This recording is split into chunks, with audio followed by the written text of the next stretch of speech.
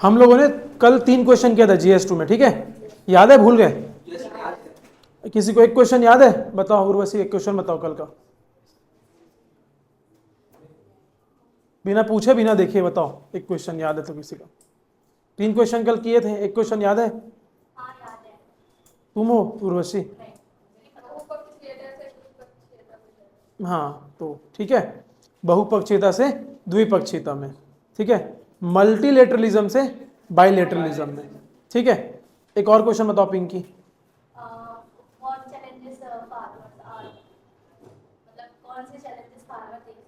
किसमें? High value crops के लिए, ठीक है, ठीक है। तो आज हम लोग 3 क्वेश्चन आज कर लेंगे, ठीक है, 3-4 आज कर लेंगे, तो आपका एनालिसिस इकोनॉमी का जो आपका एनालिसिस कंप्लीट हो जाएगा, ठीक है। आज का पहला क्वेश्चन देखते हैं, क्वेश्चन नंबर 4 है, जो एग्जाम में क्वेश्चन नंबर 4 है। पहला क्वेश्चन देखते हैं, ठीक है। तो हम लोग देखते हैं आज का क्वेश्चन। पहला क्वेश्चन आज का ये है, कृषि वस्तुओं की आपूर्ति श्रृंखला प्रबंधन, सप्लाई चेन मैनेजमेंट, आपूर्ति श्रृंखला प्रबंधन, supply chain management, supply chain management पे क्वेश्चन है आपका। सप्लाई चेन मैनेजमेंट का आपको स्कोप बताना है, सिग्निफिकेंस बताना है, किस कंटेक्स्ट में? एग्रीकल्चर कमोडिटीज के कंटेक्स्ट में, इंडिया में, ठीक है। आप लोग अभी 3 क्वेश्चन किए कल, आप लोग एक चीज देखे होंगे, जो भी क्वेश्चन पूछ रहा है इंडिया के कंटेक्स्ट में पूछ रहा है। क्यों? हम लोग इंडियन इकोनॉमी पढ़ते हैं, हमारे सब्जेक्ट का ही नाम है इंडियन इकोनॉमी, भारत की अर्थव्यवस्था, ठीक है।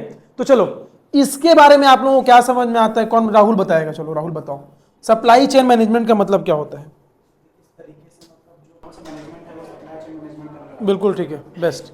सप्लाई चेन मैनेजमेंट ये होता है, आप फार्म से फॉर्क तक, कृषि से प्लेट तक कैसे पहुंचाते हो आप कोई भी भाई किसी भी चीज का फसल करोगे, उसको अंतिम वो फसल का कंजम्पशन कहां होगा? जब वो प्लेट में आएगा हमारे, राइट। तो उस बीच की जो प्रक्रिया है वो आपकी सप्लाई चेन मैनेजमेंट में होगी। तो आपकी सप्लाई चेन मैनेजमेंट में क्या क्या आएगा?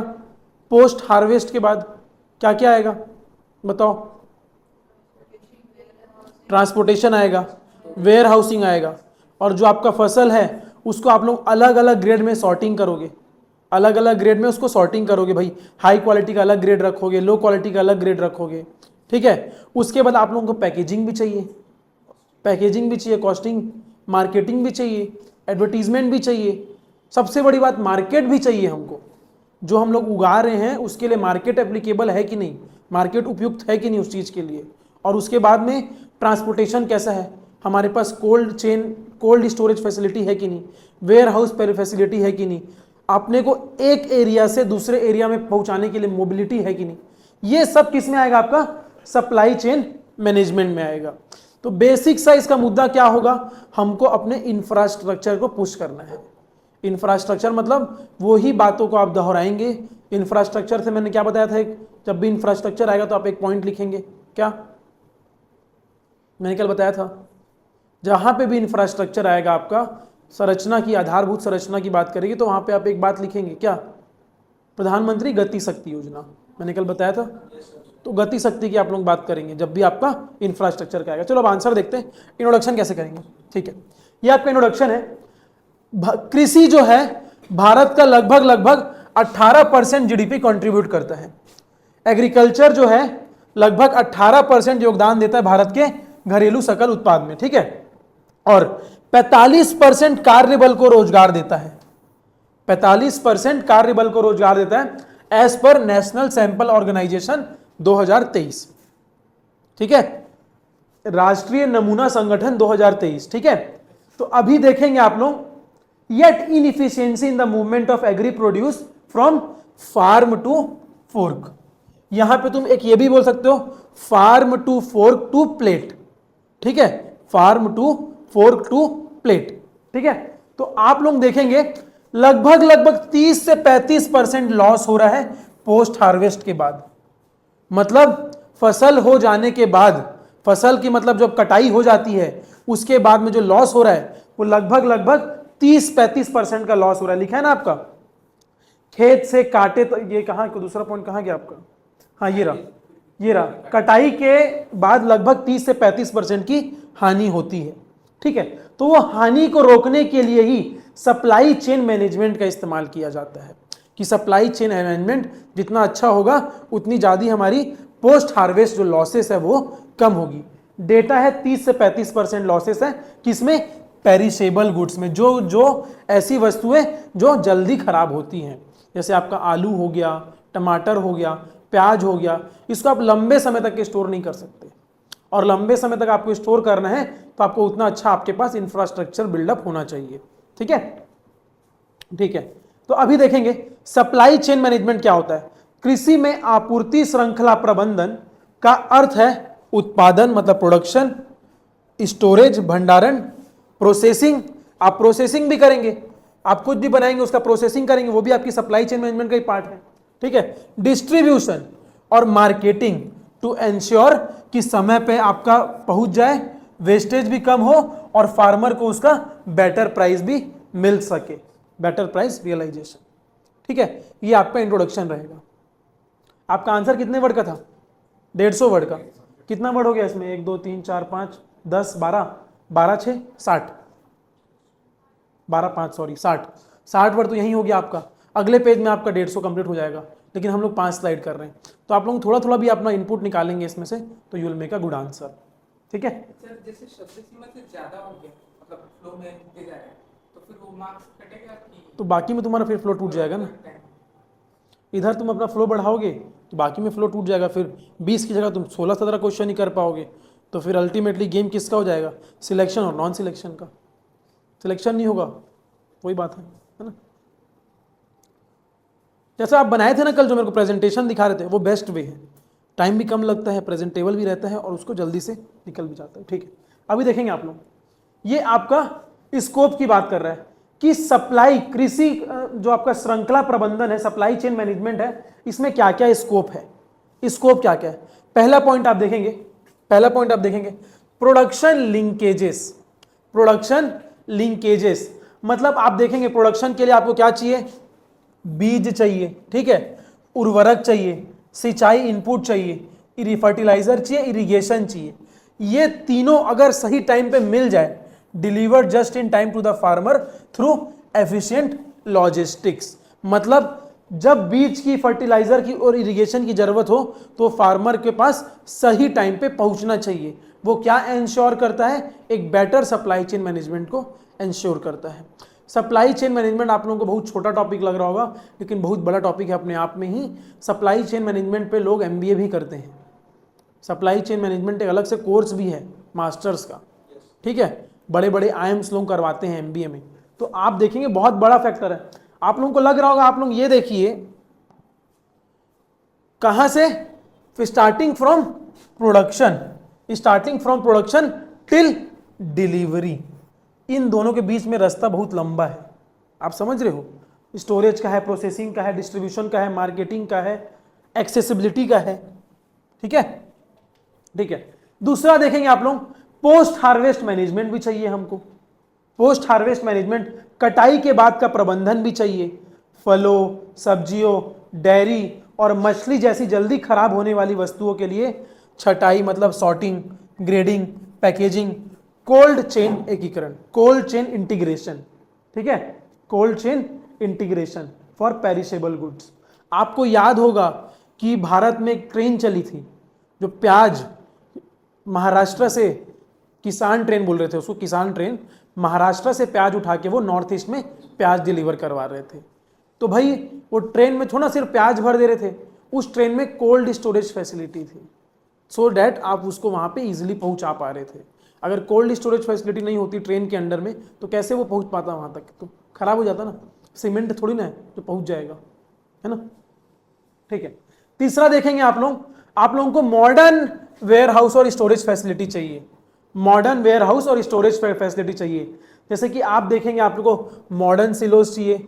मॉडर्न सिलोज मतलब आजकल का जो अत्याधुनिक जो वो आ गया है आपका वेयर हाउस फैसिलिटी आ गई, जो अपने आप प्रोडक्ट को देख के उसका टेम्परेचर माप लेता है कि किस टेम्परेचर पे आपको क्या प्रकार की आपको स्टोरेज फैसिलिटी चाहिए, तो उस टाइप का आपको चाहिए। मॉडर्न सिलोज चाहिए आपको, ठीक है, आधुनिक साइलो। अनाज के लिए आपका ये हो गया ENWR, electronic negotiable warehouse receipt for serials.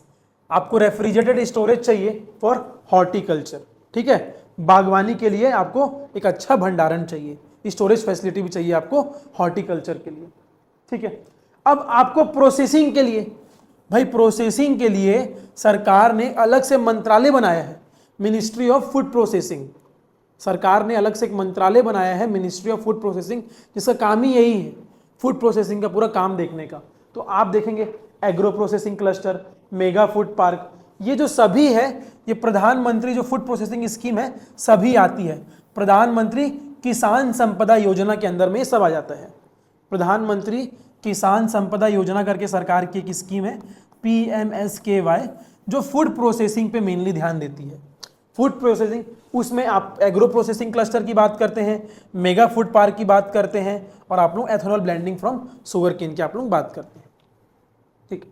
देखेंगे किसान रेल की जो मैं आप लोगों को बात बता रहा था, ट्रांसपोर्ट एंड लॉजिस्टिक्स के लिए आपको किसान रेल जैसी आपको फैसिलिटी प्रोवाइड करनी पड़ेगी। रोड बेस्ड में PM गति शक्ति, आप अपने इंफ्रास्ट्रक्चर को, आप अपने लॉजिस्टिक्स को कितने अच्छे से इंटीग्रेट करते हैं। और एयर बेस्ड कृषि उड़ान, कृषि उड़ान 2.0, ठीक है। अब मैंने बताया था मार्केट भी चाहिए होगा, तो आप देखेंगे जैसे हमारे पास ONDC है, ओपन नेटवर्क डिजिटल कॉमर्स हमारे पास है, ओपन नेटवर्क डिजिटल कॉमर्स है कि कोई भी अपनी वस्तु को लिस्टिंग कर सकता है उनके वेबसाइट में। वैसे ही एग्रीकल्चर के लिए एक अलग से ONDC क्रिएट करने की मांग कर रहे हैं कि जिसमें सिर्फ एग्रीकल्चर रिलेटेड प्रोडक्ट होंगे, सिर्फ एग्रीकल्चर के प्रोडक्ट होंगे, उसमें बाकी सब चीज़ें नहीं होंगी, जूता कपड़े ये सब नहीं होंगे, उसमें फैशंस वगैरह नहीं होंगे, उसमें सिर्फ खाने की वस्तुएं होंगी एग्रीकल्चर रिलेटेड होंगी, ठीक है। फार्मर प्रोड्यूसर ऑर्गेनाइजेशन से लिंकेज होना चाहिए, फार्मर प्रोड्यूसर ऑर्गेनाइजेशन से लिंकेज, क्यों? क्योंकि अगर आपके पास लिंकेज है तो आपके पास यूनिटी है। फार्मर प्रोड्यूसर ऑर्गेनाइजेशन मतलब ये एक संगठन है, ये एक संगठन है, किसान जितने भी उत्पादक हैं, जितने भी किसान उत्पादक हैं, वो एक उनका एक संगठन है जो उनकी बार्गेनिंग पावर को क्या करता है, स्ट्रॉन्ग करता है। जैसे अपना बिजनेस में क्या होता है, ट्रेड यूनियन, वैसे इसमें क्या होगा, आपका FPO होता है एग्रीकल्चर में, ठीक है। तो उससे भी लिंक करना पड़ेगा। प्राइवेट प्लेटफॉर्म, प्राइवेट प्लेटफॉर्म, जिससे क्या होगा, डायरेक्टली फार्मर कनेक्ट कर सकता है, कहाँ, किससे, रिटेलर से या फिर कंज्यूमर से, ठीक है। दूसरा मैंने बताया था आपको, अगर आप कोई भी खाद्य प्रोडक्ट है, कोई भी फूड आर्टिकल है जिसको आपको एक्सपोर्ट करना है, तो आपको एपिडा का अप्रूवल चाहिए। मैंने आप लोगों को बताया था एपिडा को आप लोगों को अप्रूवल चाहिए। तो एक्सपोर्ट फैसिलिटेशन करने के लिए एपिडा का अप्रूवल को भी फास्ट करने की बात किया गया है। APEDA certified pack houses, traceability system for mangoes, grapes, spices align with global standard. अगर ग्लोबल स्टैंडर्ड से अलाइन करेगा तो ज़्यादा से ज़्यादा एक्सपोर्ट मार्केट हमको मिलेगा, ठीक है, उसी की बात कर रहे हैं। एपिडा प्रमाणित पैक हाउस आम, अंगूर, मसालों के लिए ट्रेसेबिलिटी सिस्टम वैश्विक मानकों के अनुरूप, ठीक है। और आप लोगों को पता है, अगर आप लोगों का अगर फसल खराब भी हो जाता है तो आप लोगों के पास प्रधानमंत्री फसल बीमा योजना जैसी स्कीम है, उसको भी इंटीग्रेट करना पड़ेगा आप लोगों को, तभी तो सप्लाई चेन मैनेजमेंट का एक आप होलिस्टिक वे से डेवलपमेंट कर पाएंगे। तो इसकी बात कर रहे हैं। क्रॉप इंश्योरेंस, प्रधानमंत्री फसल बीमा योजना, ठीक है, जिससे फ्यूचर मार्केट की बात कर रहे हैं कि किसानों को पता होना चाहिए कि आज जिसकी वो फसल कर रहे हैं 6 महीने बाद, साल भर बाद उसको प्रॉफिटेबल है कि नहीं है। कर तो रहे हैं लेकिन प्रॉफिटेबल नहीं है, तो फिर क्या मतलब। और उनके पास रियल टाइम डेटा होना चाहिए। रियल टाइम डेटा उनको कहाँ से मिल जाता है, ENAM से मिल जाता है उनको। ENAM, electronic national agriculture marketing, ठीक है। ये आप लोग पढ़ेंगे जब आप लोग MSP पढ़ेंगे ना, ये सारा टॉपिक आप MSP में पढ़ेंगे, ठीक है, ठीक है। आगे बढ़ेंगे।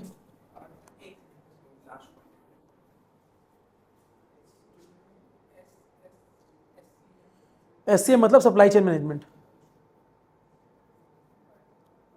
खाली आप ये लिख लो इसमें, रिस्क में PMFBY, आपका ये हो गया, फ्यूचर मार्केट हो गया, और आपका रियल टाइम डेटा हो गया। बस ये 3 पॉइंट लिख लो, समझ में आए? ये पूरा ही अगर काउंट करोगे ना 150 वर्ड हो जाएगा, ठीक है। 130 तो यही हो गया, बताओ। ठीक है, चलो ठीक है, अभी देखते हैं हम लोग सप्लाई चेन मैनेजमेंट का इंपॉर्टेंस क्या है एग्रीकल्चर में। सप्लाई चेन मैनेजमेंट का इंपॉर्टेंस क्या है एग्रीकल्चर में, आप लोग देखेंगे सप्लाई चेन मैनेजमेंट अच्छा होगा तो इंडिया ने लगभग 92,651 करोड़ का लॉस मिला है। डेटा कौन बता रहा है? नाबार्ड बता रहा है। डेटा नाबार्ड का है, मतलब क्रेडिबल सोर्सेस है। ठीक है, क्रेडिबल। तो अगर हम लोग का एससीएम मजबूत होगा तो उससे क्या होगा, पोस्ट हार्वेस्ट लॉस को हम लोग कम कर सकते हैं। ठीक है, जो कटाई के बाद का जो लॉस होता है आपका, उसको हम लोग क्या कर सकते हैं, कम कर सकते हैं। ठीक है, वर्तमान में भारत सालाना 92,651 करोड़ मूल्य की उपज खो देता है। एससीएम फसल पश्चात नुकसान को कम करता है। ठीक है, दूसरा देखेंगे आप लोग, बेटर फार्मर इनकम, बिल्कुल सही है। अगर इंटरमीडिएरीज, बीच के बिचौलिए कटेंगे तो उनका कमीशन कटेगा, उनका कमीशन कटेगा तो फार्मर के पास डायरेक्टली पैसा आएगा, क्योंकि फार्मर डायरेक्टली रिटेलर को इंटीग्रेट कर रहा है। ठीक है, तो उससे क्या होगा, पैसा ज्यादा बनेगा उसका। क्या लिखा है, बेटर फार्मर इनकम। क्या लिखा है, बेहतर किसान आय। बिचौलियों को हटाकर एससीएम उपभोक्ता रुपए में किसानों की हिस्सेदारी बढ़ाता है। अभी लगभग 25 से 30% है। ठीक है, लगभग 25 से 30% उनकी इनकम बढ़ जाएगी। ठीक है, तीसरा देखेंगे आप लोग, तीसरा देखेंगे प्राइस में स्थिरता आती है। अगर बेटर सप्लाई चेन मैनेजमेंट है तो हमको पता है कि हम लोग जो भी प्रोड्यूस कर रहे हैं वो एक टाइम के बाद में जिसके पास पहुंचना है वो पहुंचेगा। मतलब जितनी रिक्वायरमेंट है हमारे देश को कंजम्पशन की, उतना हम लोग प्रोडक्शन कर रहे हैं। क्यों? क्योंकि हम लोग को पता है हमारा सप्लाई चेन मैनेजमेंट अच्छा है, जहां से लॉसेस जो बीच के हैं वो लॉसेस नहीं हो रहे हैं। इससे क्या होगा, इससे आपका ये होगा कि आप एक एफिशिएंट, जो आपका पहले प्याज सड़ के खराब हो जा रहा था, टोमेटो सड़ के खराब हो जा रहा था, वो खराब नहीं होगा, उसको मार्केट एक्सेसिबिलिटी ईजी मिल जाएगी। जैसे आप लोगों को पता होगा भारत में इतने चावल हैं जो कि गोडाउन में सड़े फेंका जा रहे हैं, एफसीआई के गोडाउन में। क्यों? क्योंकि उनके पास प्रॉपर फैसिलिटी नहीं है, प्रॉपर फैसिलिटी नहीं है। ठीक है, ठीक। अभी देखेंगे आप लोगों को निर्यात में कॉम्पिटिटिवनेस, प्रतिस्पर्धात्मकता। ये आपका कॉम्पिटिटिवनेस मतलब आपको एक्सपोर्ट में जो है आपको अच्छा मार्केट मिलेगा। अगर कंपटीशन होगा एक्सपोर्ट में तो मार्केट आपको अच्छा मिलेगा। आप देखेंगे अच्छा क्वालिटी होगा, अच्छा कोल्ड चेन होगा तो एक अच्छे मार्केट में एंटर मिलेगा। Help India to access premium market, जैसे कि European Union, US for basmati rice, mangoes, है ना। अच्छा एक मार्केट मिलेगा अगर अच्छा हम लोग का एक्सपोर्ट होगा, निर्यात कॉम्पिटिटिवनेस अच्छा होगा। जितना ज़्यादा कंपटीशन होता है उतना अच्छा मार्केट अच्छा होता है, आप लोगों को पता होगा, है ना। क्योंकि कंपटीशन होता है तो एक आदमी सोचता है मैं बेहतर बनाऊंगा, तो कंपटीशन एक अच्छा प्रोडक्ट देता है। ठीक है, समावेशी विकास, ठीक है, इसमें क्या बोल रहे हैं, एफपीओ और contract farming, farmer producer organisation, और कल हम लोग पढ़े थे कॉन्ट्रैक्ट फार्मिंग।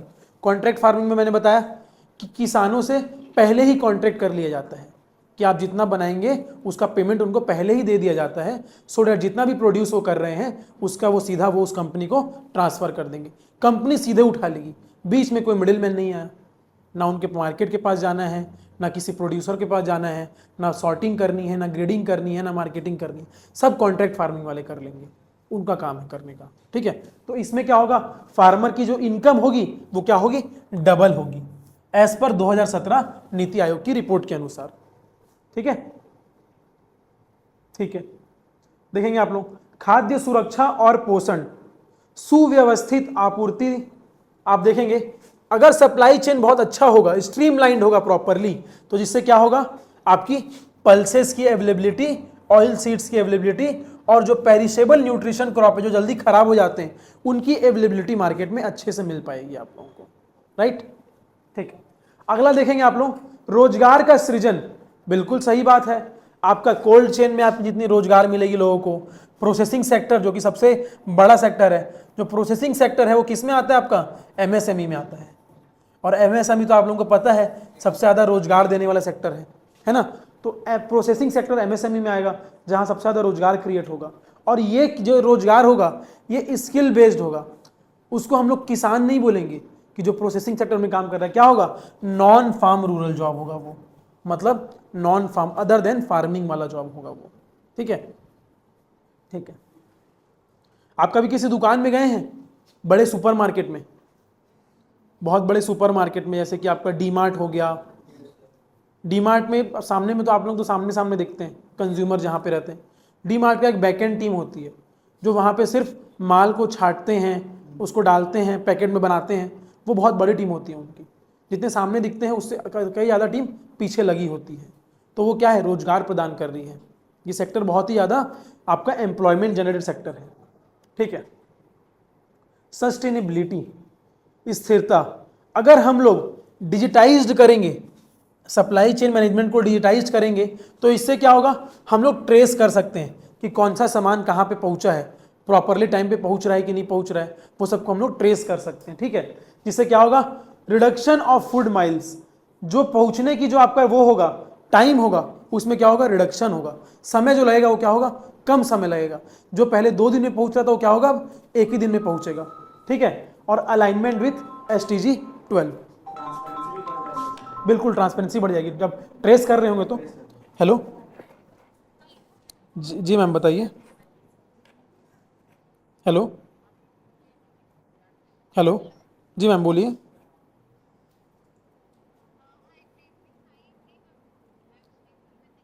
हाँ, कहाँ से बोल रहे हैं?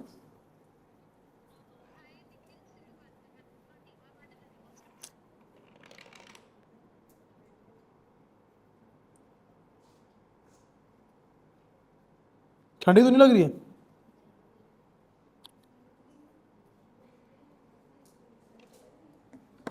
ठीक है, ठीक है, आगे बढ़ते हैं। ठीक है, अभी केस स्टडी देख लो आप लोग। अमूल जो एक कोऑपरेटिव सोसाइटी है, एक बेहतरीन मॉडल है, जिसने अपना प्रोक्योरमेंट, प्रोसेसिंग, डिस्ट्रीब्यूशन नेटवर्क को इंटीग्रेट किया और लगभग लगभग 3.6 मिलियन फार्मर 3.6 मिलियन फार्मर की इनकम को उन्होंने स्टेबल किया। आप देखेंगे, while meeting consumer demand efficiently। ठीक है, अमूल डेयरी सहकारी मॉडल, एकीकृत खरीद प्रसंस्करण वितरण नेटवर्क मिलियन किसानों को स्थिर आय सुनिश्चित करता है, जबकि उपभोक्ता मांग को कुशलतापूर्वक पूरा करता है।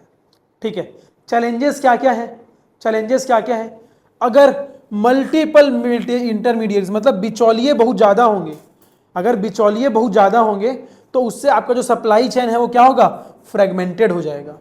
सप्लाई चेन क्या है, फ्रेगमेंटेड हो जाएगा, मतलब टुकड़ों में बढ़ जाएगा। जो आपका सप्लाई चेन है वो टुकड़ों में बढ़ जाएगा, फ्रेगमेंटेड हो जाएगा। ठीक है, क्यों बढ़ेगा बताओ पिंकी?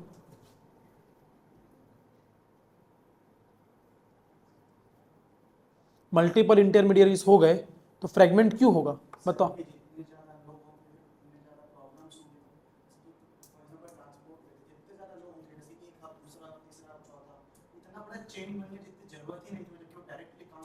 एग्जैक्टली, लॉस हो सकता है। एक तो पोस्ट हार्वेस्ट लॉस भी होगा, है ना, पोस्ट हार्वेस्ट लॉस भी हो सकता है इसमें, और खराब हो जाएगा, एग्जैक्टली, सड़ जाएगा। हाँ, सेल लाइफ एग्जॉस्ट हो जाएगी। हाँ, ये सब पॉइंट लिख सकते हो आप लोग। कुल मिला के फ्रेगमेंट हो रहा है लाइफ सप्लाई चेन उसका, है ना। दूसरा देखेंगे, लो पेनिट्रेशन ऑफ कोल्ड स्टोरेज। ठीक है, आपका शीत भंडारण की कम पहुंच। हमारे यहाँ भारत में देखेंगे जो कोल्ड स्टोरेज है बहुत कम है, कोल्ड स्टोरेज बहुत कम है। आप लोग रायपुर में देख लीजिए, रायपुर में आपको बहुत कम कोल्ड स्टोरेज मिलेगा, सेलतारा में, उरला में, जो इंडस्ट्रियल एरिया है रायपुर का, वहाँ पे अब जितना भी आता है रायपुर में इधर उधर अदर स्टेट से, सब वहीं पे स्टोर होता है। तो पॉसिबल है क्या इतना बड़ा रायपुर सिटी को कोऑर्डिनेट करना सिर्फ कम कोल्ड स्टोरेज में? तो कोल्ड स्टोरेज हम लोग को बढ़ाना पड़ेगा, कोल्ड स्टोरेज हम लोग को बढ़ाना पड़ेगा। आवश्यकता का 15% केवल उत्तर प्रदेश और पश्चिम बंगाल में केंद्रित है। 15% सिर्फ ये 2 स्टेट में ही है, तो बाकी 29 राज्य क्या कर रहे हैं आप खुद ही समझिए, है ना। बाकी इतने बड़े बड़े राज्य हैं, तेलंगाना है आपका, आंध्रा है, तो उनको भी तो आपको देखना है। लेकिन 15% केटर सिर्फ यूपी और वेस्ट बंगाल कर रहा है। ठीक है, ये चैलेंजेस है। ठीक है, तीसरा देखेंगे, हाँ ये तो है ही हमेशा से, रूरल कनेक्टिविटी बहुत पुअर है, रूरल कनेक्टिविटी बहुत पुअर है। आज भी आप जाएंगे तो शहर में ही नेटवर्क नहीं मिल रहा कहीं कहीं में प्रॉपरली। जैसे मैं कभी कभी अपने किसी फ्रेंड के यहाँ आता हूँ रायपुर में, तो कहाँ खोपचे में रूम है, उनके रूम में नेटवर्क ही नहीं आता है। बात भी करना है तो घर के बाहर जाना पड़ता है उन लोग के। तो आप सोचो रायपुर में ये हाल है तो गाँव में क्या हाल होगा। मेकाहारा में भी यही है। नहीं रायपुर में तो है।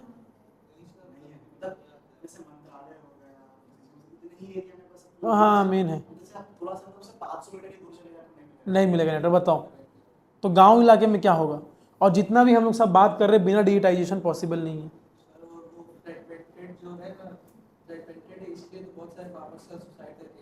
हाँ चैलेंजेस बोल सकते हैं, एक्चुअल में हम लोग सिर्फ बोल सकते हैं, लेकिन वहाँ एक्चुअल में जब फार्मिंग करने जाओगे ना तो उनकी चुनौतियाँ अलग रहती हैं, उनकी चुनौतियाँ अलग रहती हैं। एक्चुअल जो फेस करते हैं वो ग्राउंड लेवल पे वेदर है, बहुत सारी अलग अलग चुनौती हैं, हम लोग खाली बात ही कर सकते हैं। ठीक है, तीसरा है पुअर और lack of last mile digital, वही है अगर कनेक्टिविटी अच्छी नहीं होगी तो डिजिटल अडॉप्शन अच्छा नहीं होगा, है ना। अब कंक्लूजन देख लेते हैं इसका। ठीक है, कंक्लूजन देखेंगे। Agriculture SCM in India, supply chain management जो भारत में है, ये सिर्फ लॉजिस्टिक्स की बात नहीं करता, ये सिर्फ लॉजिस्टिक्स की बात नहीं करता, ये एक फार्मर के, किसान के एक वेलफेयर की बात करता है, कंज्यूमर उसको अफोर्ड कर पाएगा कि नहीं उसकी भी बात करता है, साथ ही साथ में एक्सपोर्ट की बात करता है और आपकी खाद्य सुरक्षा की भी बात करता है। ठीक है, तो आप लोग सप्लाई चेन मैनेजमेंट को जब एंड करेंगे तो आप लोग खाली ये पॉइंट, मैडम तो ले गई थी क्या? ठीक है ले जाओ। ठीक है, तो सप्लाई चेन मैनेजमेंट किसकी बात करते हैं, ये सब की बात करता है। आप लोग समझ रहे बात को? ठीक है, स्पेक्स शीतल मैडम का, उनको पूछो उनके बैग में ही होगा, भूल गई होंगी। आज मैम पहनी नहीं थी मेरे ख्याल से, आज मैम पहनी नहीं थी, नहीं पहनी थी ना क्लास में, नहीं पहनी होंगी। कभी कभी होता है ना हम लोग सर पे लगाए थे, दिखता ही नहीं कहाँ चश्मा घूम रहे। हाँ ठीक है, तो आप लोग एससीएम की बात कर रहे हैं, हम लोग स्ट्रॉन्ग सप्लाई चेन मैनेजमेंट की बात कर रहे हैं। तो आप लोग स्ट्रॉन्ग कैसे बनाएंगे उसके लिए बात कर रहे हैं। खाली ये लॉजिस्टिक्स नहीं है बल्कि फार्मर के वेलफेयर के लिए बात करता है। वेलफेयर अच्छा होगा, सब चीज़ कोल्ड स्टोरेज, प्रोसेसिंग, सॉर्टिंग सब अच्छा से होगा तो कंज्यूमर उसको अफोर्ड भी कर पाएगा। अफोर्डेबिलिटी क्यों, जितना अच्छा कोल्ड चेन फैसिलिटी होगा, जितना अच्छा हमारा सप्लाई चेन मैनेजमेंट होगा, उतना ज़्यादा लार्ज स्केल में फार्मर पैसा कमा पाएंगे। अगर ज़्यादा पैसा कमा पाएंगे तो उनको और इंसेंटिव मिलेगा और ज़्यादा प्रोडक्शन करने का, और जितना ज़्यादा लार्ज स्केल में प्रोडक्शन करेंगे उतना कंज्यूमर को कम कॉस्ट में बैठेगा। वो बोलते हैं ना इकोनॉमीज ऑफ स्केल, आप जितना बड़ा स्केल करेंगे उतना आप यूनिट प्रोडक्ट को, प्राइस को कम कर पाएंगे। इकोनॉमीज ऑफ स्केल होना चाहिए। ठीक है, हाँ उसके लिए क्या करना पड़ेगा, आपको कोल्ड चेन फैसिलिटी को अच्छे से बढ़ाना पड़ेगा। जैसे कि प्रधानमंत्री कृषि सिंचाई योजना, प्राइवेट पार्टनरशिप करनी पड़ेगी, सिर्फ सरकार तो नहीं कर पाएगी इतना काम, प्राइवेट प्लेयर्स को भी घुसना पड़ेगा इसमें, राइट। ठीक है, दूसरा डिजिटली इंटीग्रेट करना पड़ेगा आपको, जैसे कि ई नैम मैंने बताया था आपको। ओएनडीसी, एग्रीकल्चर के लिए एक सेपरेट ओएनडीसी बनाने की बात कर रहे हैं। एग्रीकल्चर के लिए एक सेपरेट बनाइए कि इसमें सिर्फ एग्रीकल्चर वस्तुएं हों। ठीक है, और तीसरा क्या बोल रहे हैं, क्लस्टर आधारित उत्पादन और निर्यात, encouraging cluster based production and export oriented hubs. ऐसे वस्तुओं की बात कीजिए जो एक्सपोर्ट ओरिएंटेड हो। ठीक है, जैसे कि आपका हाई वैल्यू क्रॉप जो हम लोग कल पढ़ रहे थे, तो वैसे वस्तुओं की बात कीजिए। ठीक है, एज पर इकोनॉमिक सर्वे, जैसा कि आर्थिक सर्वेक्षण 2022-23 ने उल्लेख किया है, कुशल कृषि आपूर्ति श्रृंखला उत्पादन करने वाले भारत और उपभोग करने वाले भारत के बीच का सेतु है। Efficient supply chain management is the bridge between Bharat that produces and India that consumes. ठीक है, आप एंड हमेशा एक अच्छे पॉइंट से करेंगे। ठीक है, आगे दूसरा क्वेश्चन देखते हैं। हाँ भाई, इस क्वेश्चन से क्या समझ में आता है बताएं। ये भी 10 नंबर का क्वेश्चन था और ये 15 नंबर का क्वेश्चन है। अच्छा, इससे पहले वाला ही 15 नंबर का था ना, वो सप्लाई चेन मैनेजमेंट जो हम लोग पढ़ रहे थे वही 15 नंबर का था। हाँ 15 नंबर।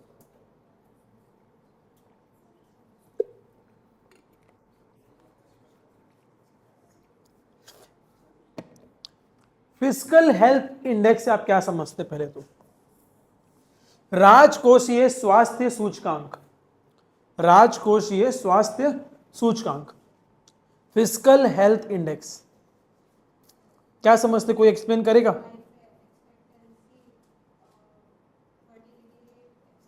ये समझिए यहाँ बात किसे चल रही है?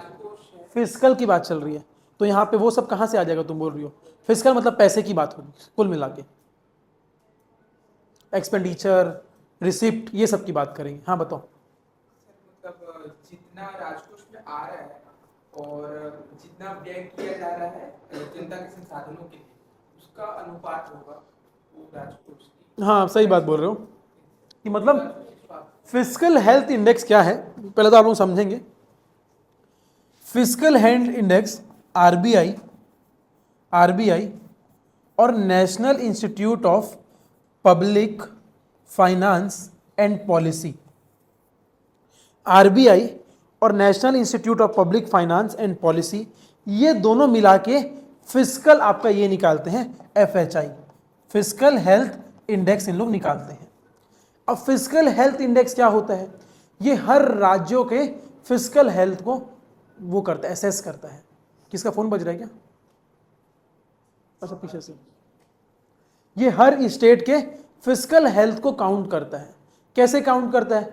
कि कौन से स्टेट में कितना पैसा आया सेंट्रल गवर्नमेंट से, कितना उन्होंने खर्चा किया, कितना घाटा हो रहा है, कौन से स्टेट का कितना डेफिसिट हो रहा है, कौन से स्टेट में कौन से सेक्टर से कितना पैसा आ रहा है, उनको क्या और चीज की जरूरत है, ये सब कौन एसेस करता है?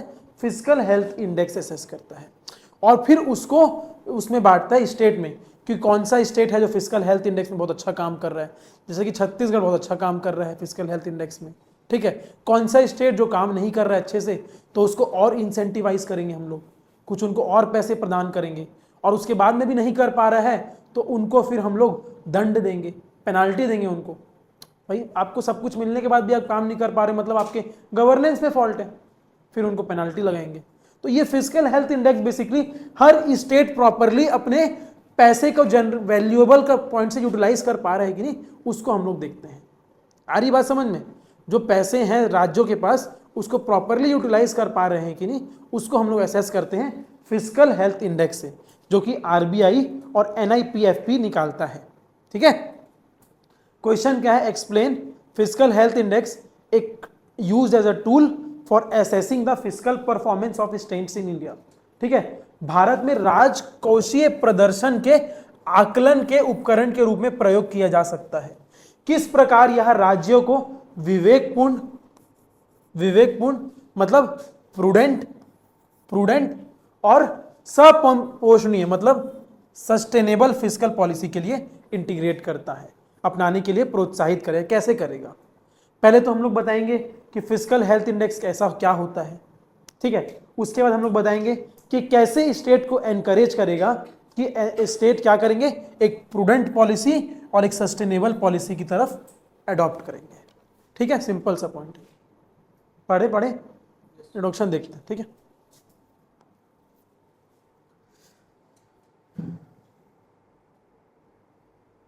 भारत जैसे संघीय शासन में व्यापक आर्थिक स्थिरता और समावेशी विकास के लिए राजकोषीय अनुशासन अत्यंत महत्वपूर्ण है। मैक्रो इकोनॉमिक स्टेबिलिटी के लिए फिस्कल हेल्थ इंडेक्स बहुत जरूरी है। क्यों भाई? हर स्टेट का अगर हम लोग फिस्कल हेल्थ चेकअप करेंगे तभी तो एक स्टेट से पूरा राज्य वो बनता है, देश बनता है। हर अगर उसको राज्य को जोड़ दें, हमको इंटीग्रेट करना है, हमको सबके फिस्कल को, एक मैक्रो इकोनॉमिक स्टेबिलिटी को देखता है एंड इंक्लूसिव डेवलपमेंट को, समावेशी विकास in a federal polity like India. ठीक है। हम अपने क्या राज्यों की वित्तीय मजबूती को निष्पक्ष रूप से मापने के लिए to objectively measure the financial robustness of state, the fiscal health index developed कौन किया है? आरबीआई और एनआईपीएफपी। आरबीआई तो आपको पता ही है, reserve bank of India, national institute of public finance and policy. ठीक है। ठीक है। ये क्या है? ये एक सूचकांक है। ये एक सूचकांक है जो स्टेट का रिवेन्यू कैप्चर करता है, कितना राजस्व आ रहा है स्टेट में, कितना खर्चा हो रहा है वो भी कैप्चर करता है, ठीक है, कितना उधार सहने की क्षमता है उस स्टेट की, डेट सस्टेनेबिलिटी वो भी देखता है आपके, ठीक है। और फिस्कल प्रूडेंस मतलब राजकोषीय विवेकशीलता, मतलब ऐसा नहीं है कि भाई अपना राज्य है तो बाहर देशों से उधारी ले रहे हैं, उधारी ले लेके चला रहे हैं राज्य अपना, एक संपूर्ण एक अच्छा राज्य चल रहा है कि नहीं, है ना। जैसे कि अभी हमारे वो गए थे मुख्यमंत्री साई जी, कहाँ गए थे, जापान गए थे, तो वहाँ पे बिजनेस टू सबमिट करके आए हैं, है ना। तो वो कैसे चल रहा है, प्रॉपरली बिजनेस, इन्वेस्टर्स आ रहे हैं कि नहीं। अगर स्टेट अच्छा होगा, स्टेट का FHI अच्छा होगा, तो इस इन्वेस्टर भी क्या करेंगे, इन्वेस्ट करेंगे। जैसे कि आप देखेंगे भारत में सबसे ज़्यादा इन्वेस्टर कहाँ इन्वेस्ट करते हैं, महाराष्ट्र। आप देखेंगे जिसको भी इन्वेस्ट कर रहे हैं बाहर के, सब महाराष्ट्र में इन्वेस्ट करते हैं। क्यों, क्योंकि Maharashtra is a investment friendly state, जहाँ का स्टेट हमेशा एक अच्छा फिजिकल हेल्थ इंडेक्स शो करता है, ठीक है। आपका महाराष्ट्र हो गया और अभी कर्नाटक हो गया, बैंगलोर तरफ हो गया, काफ़ी अच्छा इन्वेस्टमेंट हो रहा है just because of good and prudence physical policy, ठीक है, serving as a diagnostic and monitoring tools for state finances, ठीक है। और राज्यों के वित्त के लिए एक निदान और निगरानी उपकरण के रूप में कार्य करता है, कि राज्य भाई ढंग से काम कर रहे कि नहीं, निगरानी भी तो करनी पड़ेगी ना, है ना। ठीक, बॉडी देखते हैं, ठीक है। राजकोषीय प्रदर्शन के आकलन के लिए एक उपकरण के रूप में FHI as a tool for assessing physical performance, ठीक है। FHI हमको तो पता है एक टूल है जिससे हम लोग फिजिकल परफॉर्मेंस नापते हैं, किसका, हर स्टेट का फिजिकल परफॉर्मेंस कैसा है उसको हम लोग मापते हैं।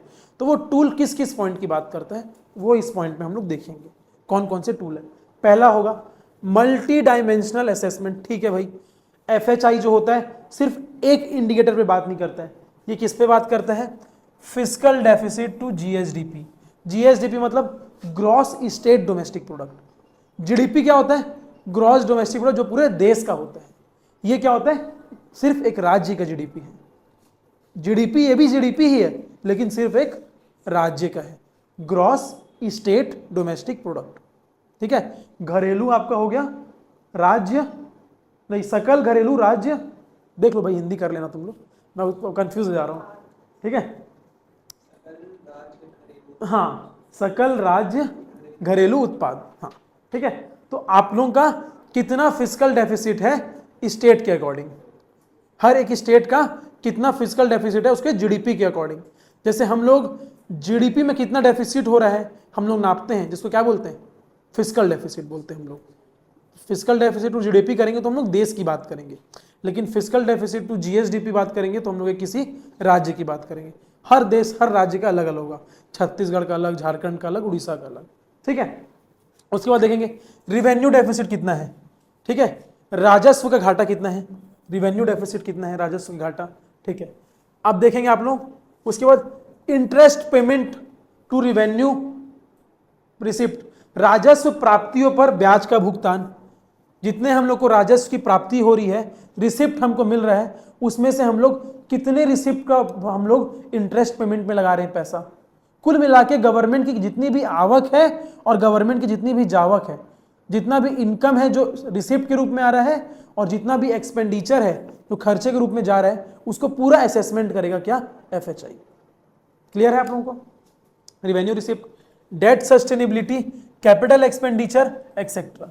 भाई अगर सरकार क्या बोलते हैं, ये आपका पूंजीगत व्यय कर रही है तो सही जगह कर रही है कि नहीं कर रही है। अब पूंजीगत व्यय कर रही है वो ऐसी चीज़ों में जो उनको जरूरत ही नहीं है, तो फिर तो उसमें घाटा लगेगा, है ना। तो आप देखेंगे कि सभी फैक्टर को मिला के आपका FHI बनता है, सिर्फ एक फैक्टर से FHI नहीं बनता। आ रही है आप लोगों को बात समझ में। डेट सस्टेनेबिलिटी ये है कि कोई भी एक स्टेट की अपनी एक लिमिट होती है कि भाई इतनी लिमिट तक के वो उधार को सह सकता है, तो उसी की बात कर रहे हैं, डेट सस्टेनेबिलिटी की बात कर रहे हैं, ठीक है। ऋण स्थिरता, दूसरा पॉइंट देखेंगे, ये भी बिल्कुल सही बात है। हम लोग हर एक राज्य को उनकी प्रैक्टिसेस, उनकी पॉलिसीज और उनके प्रोग्राम से हम लोग उसको मेजर भी कर सकते हैं कि भाई इसका FHI कितना है, झारखंड का कितना है, बिहार का कितना है और कौन कितना अच्छा काम कर रहा है। उसको हम लोग कंपैरिजन कर सकते हैं, बिल्कुल कर सकते हैं, वही बोला है इंटर स्टेट कंपैरेटिबिलिटी। ठीक है, अंतर राज्य तुलना कर सकते हैं, राज्यों की एफएचआई के आधार पर रैंक किया जा सकता है। और एफएचआई इंडेक्स क्या है, वो रैंक ही बताता है कि भाई ऊपर में कौन चल रहा है, सेकंड कौन है, थर्ड कौन है, वो रैंक बताता है, जिससे एक बेस्ट प्रैक्टिसेस अडॉप्ट हो पाए, जिससे एक बेस्ट प्रैक्टिसेस अडॉप्ट हो पाए, जिससे सर्वोत्तम प्रथाओं और पिछड़ों की पहचान करने में मदद मिलती है। ठीक है, तीसरा आप देखेंगे ट्रेंड एनालिसिस। ठीक है, जो पॉलिसी मेकर्स होते हैं, जो नीति बनाते हैं, एसी बंद करना, ठंडी लग रही है।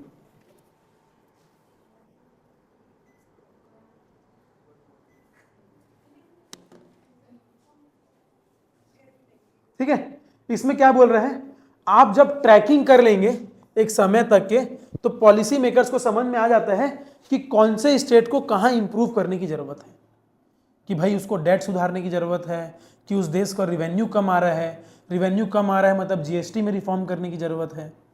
तो जहां पे वो जो भी राज्य है, जहां पे भी वो लैग कर रहा है, उसको हम लोग मेजर करके उस पर इंप्रूवमेंट ला सकते हैं। कौन लाएगा इंप्रूवमेंट, जो पॉलिसी मेकर्स, जो आईएएस आईपीएस बैठे रहेंगे अधिकारी सचिवालय में, उन्हीं लोग लाएंगे। गवर्नमेंट की स्कीम जो होती, कौन अडॉप्ट कौन करता है, आईएएस आईपीएस लोग करते हैं। तो मुख्यमंत्री तो जाके बोल देते हैं, उसमें 26 जनवरी 15 अगस्त में ऐलान कर देते हैं। ऐलान करने से पहले उनके पीछे वर्किंग होती है, बात करते हैं सचिवालय में बैठ के वो, और उसके वर्किंग के बाद फिर उन लोग अडॉप्ट करने के लिए इम्प्लीमेंटेशन भी करते हैं। एक्चुअल में पॉलिसीज आईएएस भी बनाते हैं। ठीक है, वो तो उनको सजेस्ट करते हैं, जो चीफ सेक्रेटरी होते हैं वो सजेस्ट करते हैं, sir we can adopt this to our state. तो वो सोचते हैं, फिर सोचना क्या है, वो बोल दिए तो करना ही है उनको, है ना। मुख्यमंत्री, हाँ तो भाई अल्टीमेटली से तो मुख्यमंत्री का है ना, जनता का प्रतिनिधित्व कौन कर रहा है, मुख्यमंत्री, तो उसके परमिशन के बगैर थोड़ी ना कुछ होगा। लेकिन काम पूरा आईएएस करेंगे, हाँ, वो खाली चेहरा दिखाएंगे, हाँ ठीक है, हाथ मिलाएंगे ऐसा, हाँ हमने किया, हमने करवाया, बस हमारे पार्टी ने किया, बस। ठीक है, आप देखेंगे जैसे मैं अभी रजत सर से मिल के आया था, तो रजत सर तो है ही, 2-3 डिपार्टमेंट संभाल ही रहे हैं, लेकिन उनके अंडर में भी 3-4 लोग हैं जो कि गवर्नमेंट से नहीं रिक्रूट हुए हैं, वो उनकी गुड बुक्स में थे, तो उनको उन्होंने रिक्रूट किया। मैं बोला सर मेरे को भी अपनी गुड बुक्स में रख लो आप, मैं भी आ जाऊंगा आपके पास में, एक आईएएस के अंदर काम करने का मौका मिलेगा, वो भी सचिवालय में, चीफ सेक्रेटरी में। तो मैंने बताया कि मतलब आप देखो कितना अच्छा है कि उनके अंडर में भी काम कर रहे हैं लोग, वो भी यही काम कर रहे हैं, जो पॉलिसी बन रही है उसी के ऊपर काम कर रहे हैं। आपका जो महतारी वंदना योजना है, वो भी रजत सर का इनिशिएटिव है। जो महतारी वंदना योजना है वो रजत सर का ही इनिशिएटिव है, जो अपने स्टेट में पूरी इंप्लीमेंट हो रहा है। कितना 1000 रुपये मिलता है ना पर मंथ, हाँ तो बताइए, है ना। ठीक है, देखेंगे आप लोग evidence based policy making, evidence based policy making, साक्ष्य आधारित नीति निर्माण। ठीक है, आप देखेंगे, ठीक है, ये सिर्फ डेफिसिट की बात नहीं करता, ये सिर्फ डेफिसिट्स की बात नहीं करता, ये पूरा समग्र विकास की बात करता है, पिक्चर ऑफ फिस्कल सस्टेनेबिलिटी। ठीक है, FHI gives a holistic fiscal sustainability, मतलब कितना डेफिसिट नंबर है, खाली उसकी बात नहीं कर रहा है ये। ठीक है, हमने कितने फैक्टर्स पढ़ा थे ना, इसमें कितने फैक्टर्स हैं, कहाँ गए, ये देखो आपके revenue expenditure, debt sustainability, fiscal prudence, सबकी बात करता है। ठीक है, ये तो लिखा है, ये तो सब लिखा है पॉइंट, है ना। ठीक है, बिल्कुल सही है। अगर हम लोग को पता होगा स्टेट का एफएचआई सही नहीं चल रहा है, तो हम लोग जो वो है पब्लिक है वो आक्रोशित हो जाएगी। अगर सरकार बहुत लॉस में जा रही है, तो एक प्रॉपर डिस्क्लोजर मिल जाएगा कि सरकार प्रॉपरली काम कर रही है या नहीं काम कर रही है, डिस्क्लोजर मिल जाएगा प्रॉपरली। ठीक है, पब्लिक डिस्क्लोजर ऑफ एफएचआई, जिससे क्या होगा, सिटीजन अवेयर होंगे, जितने भी आपकी पब्लिक है वो एकदम जागरूक हो जाएंगे, है ना। और क्या होगा, विधायी जांच को भी बढ़ावा देता है। अगर सरकार बहुत ज़्यादा लॉसेस में जा रही है तो सरकार पे क्या है, जांच भी पड़ सकती है कोर्ट के द्वारा, है ना, या फिर आपका विधानसभा के द्वारा। अर्ली वार्निंग सिस्टम बिल्कुल सही है। अगर कोई राज्य बहुत सालों से लो स्कोर में चल रहा है तो उसको हम लोग पेनलाइज भी कर सकते हैं, राइट। अगर बहुत ही सालों से कोई पॉलिसी ही नहीं आ रही है, डेवलपमेंट ही नहीं कर रहे, जैसे बिहार हो गया, नीतीश कुमार से पहले डेवलपमेंट ही नहीं था, वहाँ पे इंडस्ट्रियल डेवलपमेंट की बात करें तो उनको क्या करेंगे हम लोग, पिनलाइज कर सकते हैं, ठीक है, लो स्कोर से पिनलाइज कर सकते हैं, ठीक है ना। लगातार कम स्कोर वाले राज्यों को सुधारात्मक कार्रवाई के लिए चिन्हित किया जा सकता है ना, जिससे ऋण संकट को रोका जा सकता है, ठीक है, ठीक है। अब कैसे एफएचआई एनकरेज करता है, वो तो हम लोग पढ़ लिए थे कि एफएचआई क्या था, टूल था एक प्रकार से। अभी हम लोग देखेंगे कि एफएचआई कैसे एनकरेज करेगा, कैसे आपको विवेकपूर्ण और एक टिकाऊ राजकोषीय नीति को प्रोत्साहित करेगा। विवेकपूर्ण मतलब प्रूडेंस हो गया, और आपका सस्टेनेबल टिकाऊ राजकोषीय नीति, ठीक है। पहला पॉइंट देखेंगे आप लोग, बिल्कुल सही है, ये एक बेंचमार्क क्रिएट करता है स्टेट्स के लिए। जो स्टेट्स कम स्कोर आए हैं उनको मोटिवेट करता है कि वो अदर स्टेट से कंपेयर करें जो कि हाई स्कोर में चल रहे हैं, ठीक है। अगर भाई हम लोग पूरे देश का सूची निकालेंगे, अगर झारखंड सबसे नीचे आ गया तो उसको अच्छा लगेगा क्या?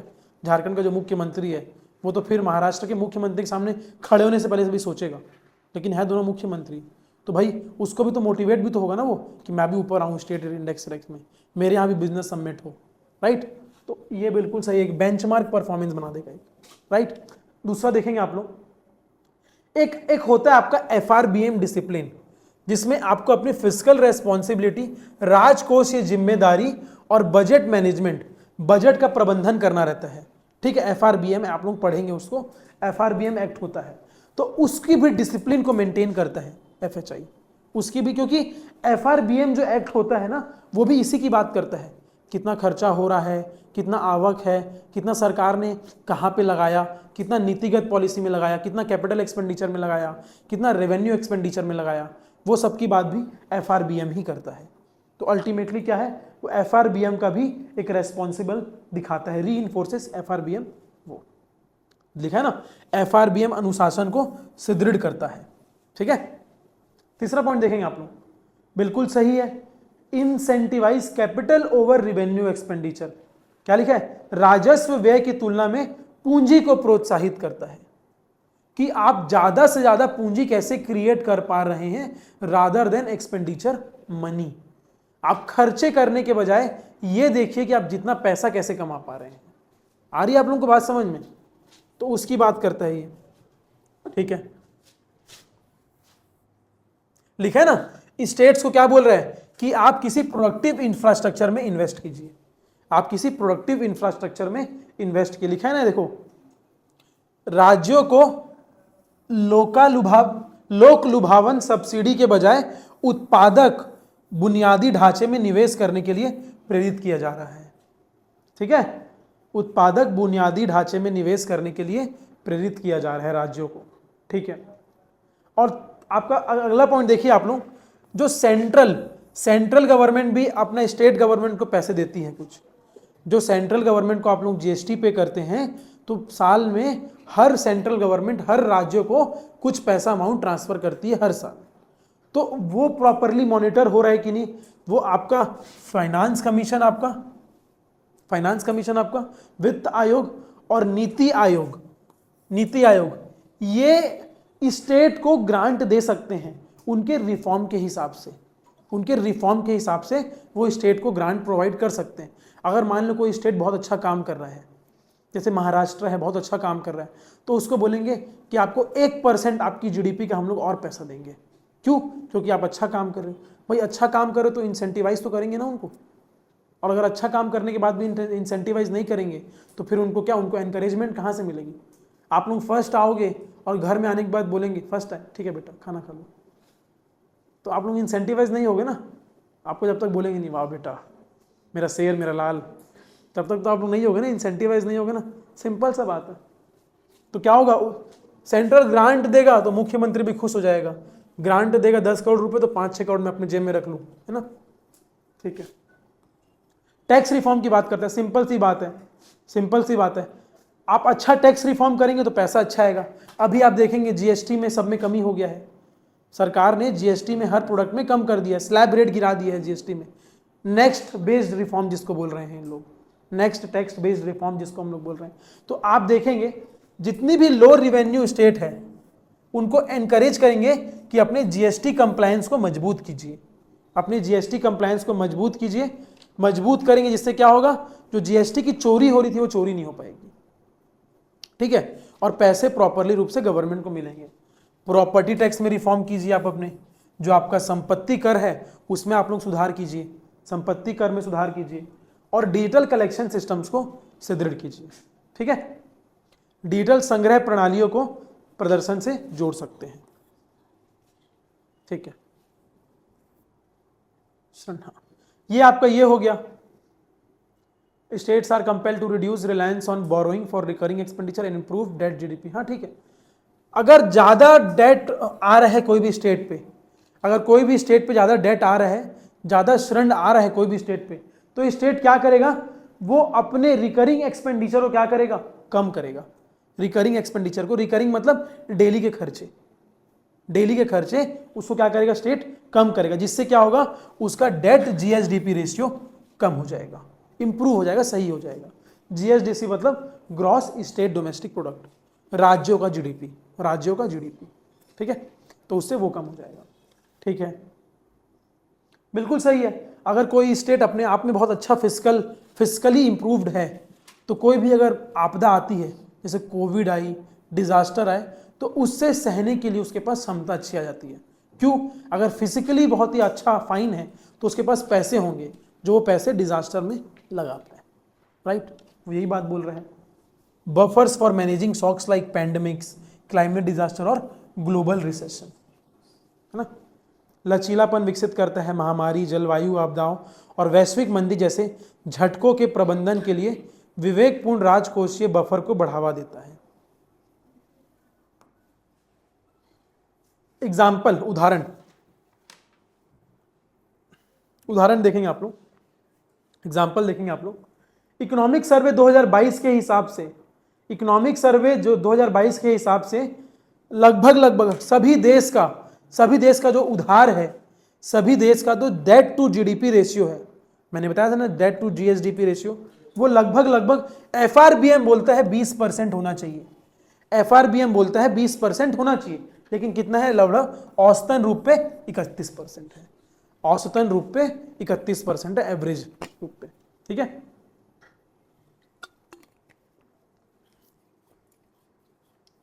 ठीक है,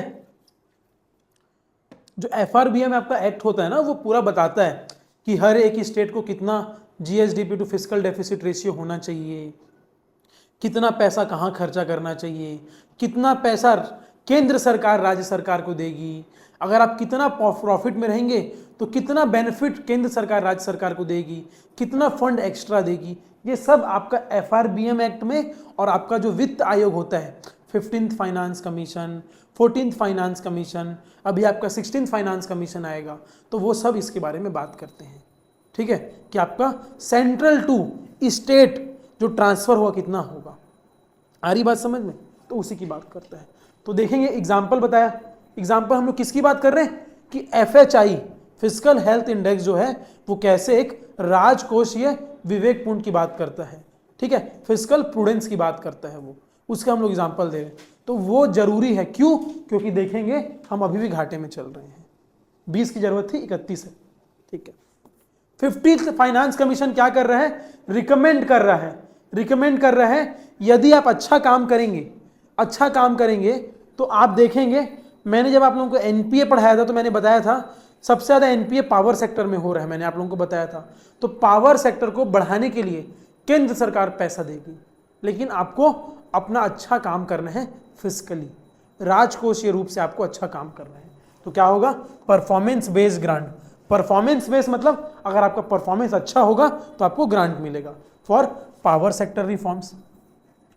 15th फाइनेंस कमीशन के हिसाब से अगर आप उसके लाइन में आते हैं, जो एफआरबीएम बोला है कि आप 20% जीएसडीपी टू फिजिकल डेफिसिट की लाइन में रहते हैं, तो आपको 0.5% ऑफ जीएसडीपी पैसा देगी केंद्र सरकार, किसके लिए, पावर सेक्टर रिफॉर्म के लिए, पावर सेक्टर रिफॉर्म के लिए, ठीक है,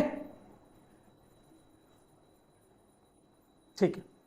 लोकल बॉडीज रेवेन्यू एक्सेट्रा, ठीक है।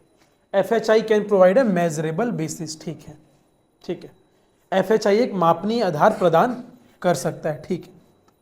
अभी देखेंगे आप लोग सुप्रीम कोर्ट ने स्टेट ऑफ पंजाब, पंजाब राज्य बनाम भारत संघ, यूनियन ऑफ इंडिया में यह बताया था कि जो स्टेट जो है वो बहुत ही ज्यादा रिलाय कर रहे हैं डेट पे, इसीलिए स्टेट को अपने फिस्कल प्रूडेंस को कॉन्स्टिट्यूशनल फेडरल स्टेबिलिटी से अलाइन करना होगा।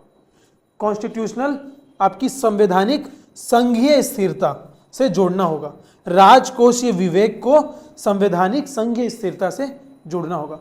इसका मतलब यह हुआ कि स्टेट को, हर राज्य को अपनी औकात से ही उधार लेना होगा। हर राज्य को, कुल मिला के हिंदी में यही बोल रहा है वो अच्छे बड़े बड़े शब्दों में कि जितनी औकात है उतना ही आप लोग काम करो, यही बोल रहा है वो। ठीक है, क्या बोल रहा है आपको?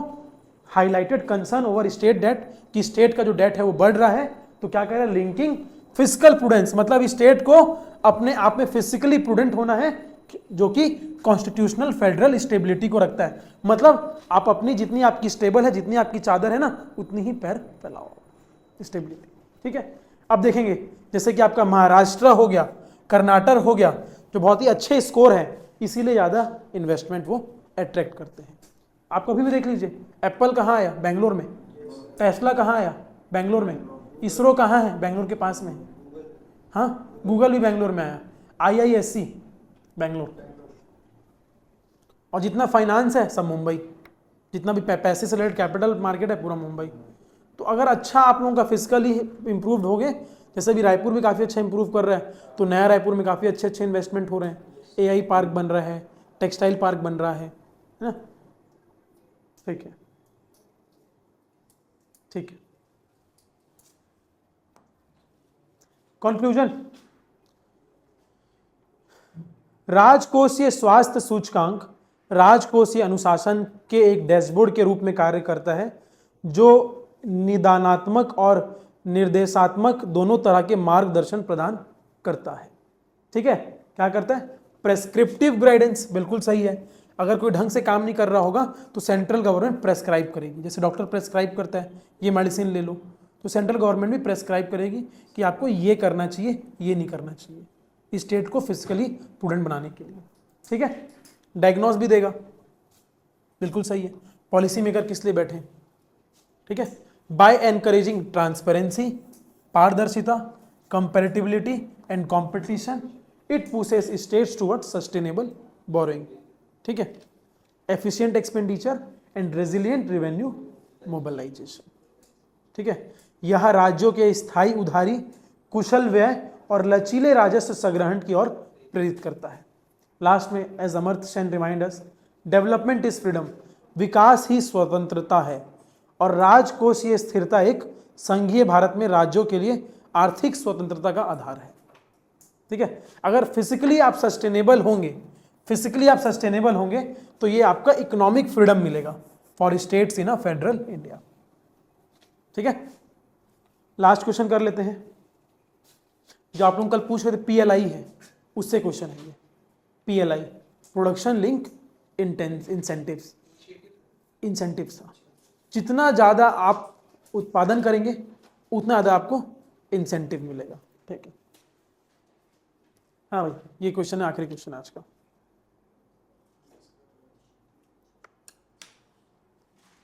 मतलब क्वेश्चन बहुत बेसिक और जनरल क्वेश्चन है, आप लोग समझ में आ रहा होगा, क्वेश्चन बहुत जनरल है, बेसिक है। आप लोगों को अगर ज़्यादा नहीं भी आता है तो आप लोग अपने ओवरव्यू से भी आंसर लिख सकते हैं। अगर आप लोगों को नहीं पता FHI क्या होता है, आप लोगों को फिजिकल और हेल्थ बस भी पता होता तो आप लोगों को पता होता। फिजिकल मतलब वो आवक और जावक की बात कर रहा है, पैसे कितने आ रहे हैं, पैसे कितने जा रहे हैं, उसकी बात कर रहा है। फिजिकल वही होता है। फिजिकल मतलब सरकार के पास कितना फिजिकल है, मतलब सरकार की बात हो रही है, सरकार के पास कितने पैसे आ रहे हैं, कितने पैसे जा रहे हैं, उसकी बात हो रही है। और हेल्थ की बात कर रहा है, मतलब राजकोषीय स्वास्थ्य की बात कर रहा है।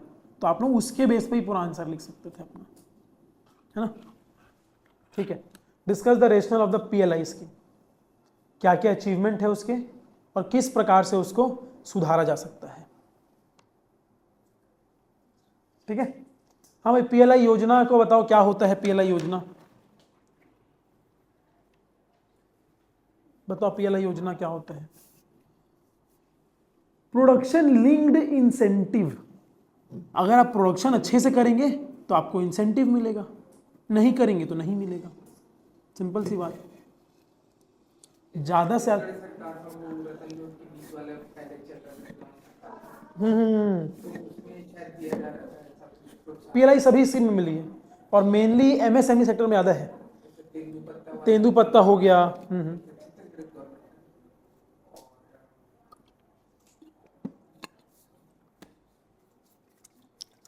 क्या हो गया के था। अच्छा उनको दे दीजिए। यहाँ पे प्रोडक्शन की बात हो रही है, उत्पाद की बात हो रही है। हाई वैल्यू कर, हाँ वो पीएलआई में आ जाएगा। जितना ज़्यादा प्रोडक्शन करेंगे उतना ज़्यादा इंसेंटिवाइज मिलेगा आपको। वो पीएलआई स्कीम तो अभी आई है। पीएलआई स्कीम भारत में 2020 में आई है। नहीं, पीएलआई स्कीम का मेन उद्देश्य ये है इंपोर्ट को कम करना और एक्सपोर्ट को बढ़ावा देना। प्रोडक्शन लिंक इंसेंटिव वो सिर्फ पीएलआई इसके लिए है कि जो हम लोग बाहर से आयात कर रहे हैं हम लोग यहीं पे बनाएं, मेक इन इंडिया, और उसको निर्यात करें।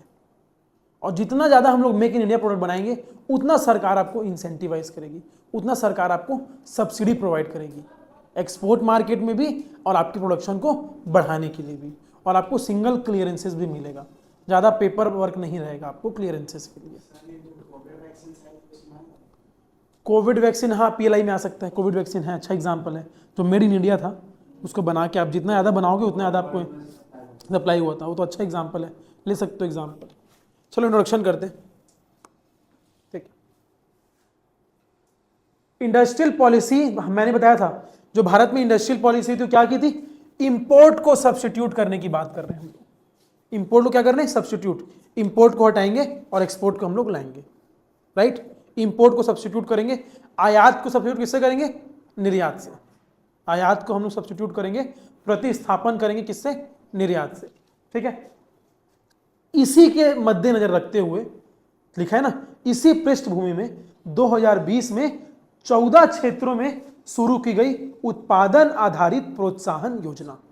उत्पादन मतलब प्रोडक्शन, आधारित मतलब क्या बोलते हैं आपका लिंक्ड हो गया, प्रोत्साहन मतलब इंसेंटिव। ठीक है, योजना पीएलआई, जिसको हम लोग पीएलआई शॉर्ट फॉर्म में बोलते हैं।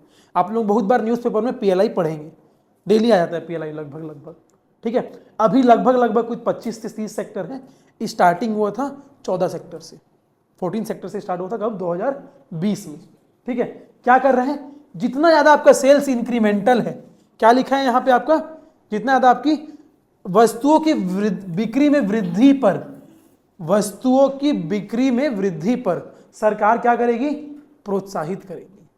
जितना ज़्यादा आप बिक्री कर रहे हैं उतना ज़्यादा गवर्नमेंट इंसेंटिवाइज करेगी, लिखा है ना। लेकिन goods will be manufactured in India, make in India. ठीक है,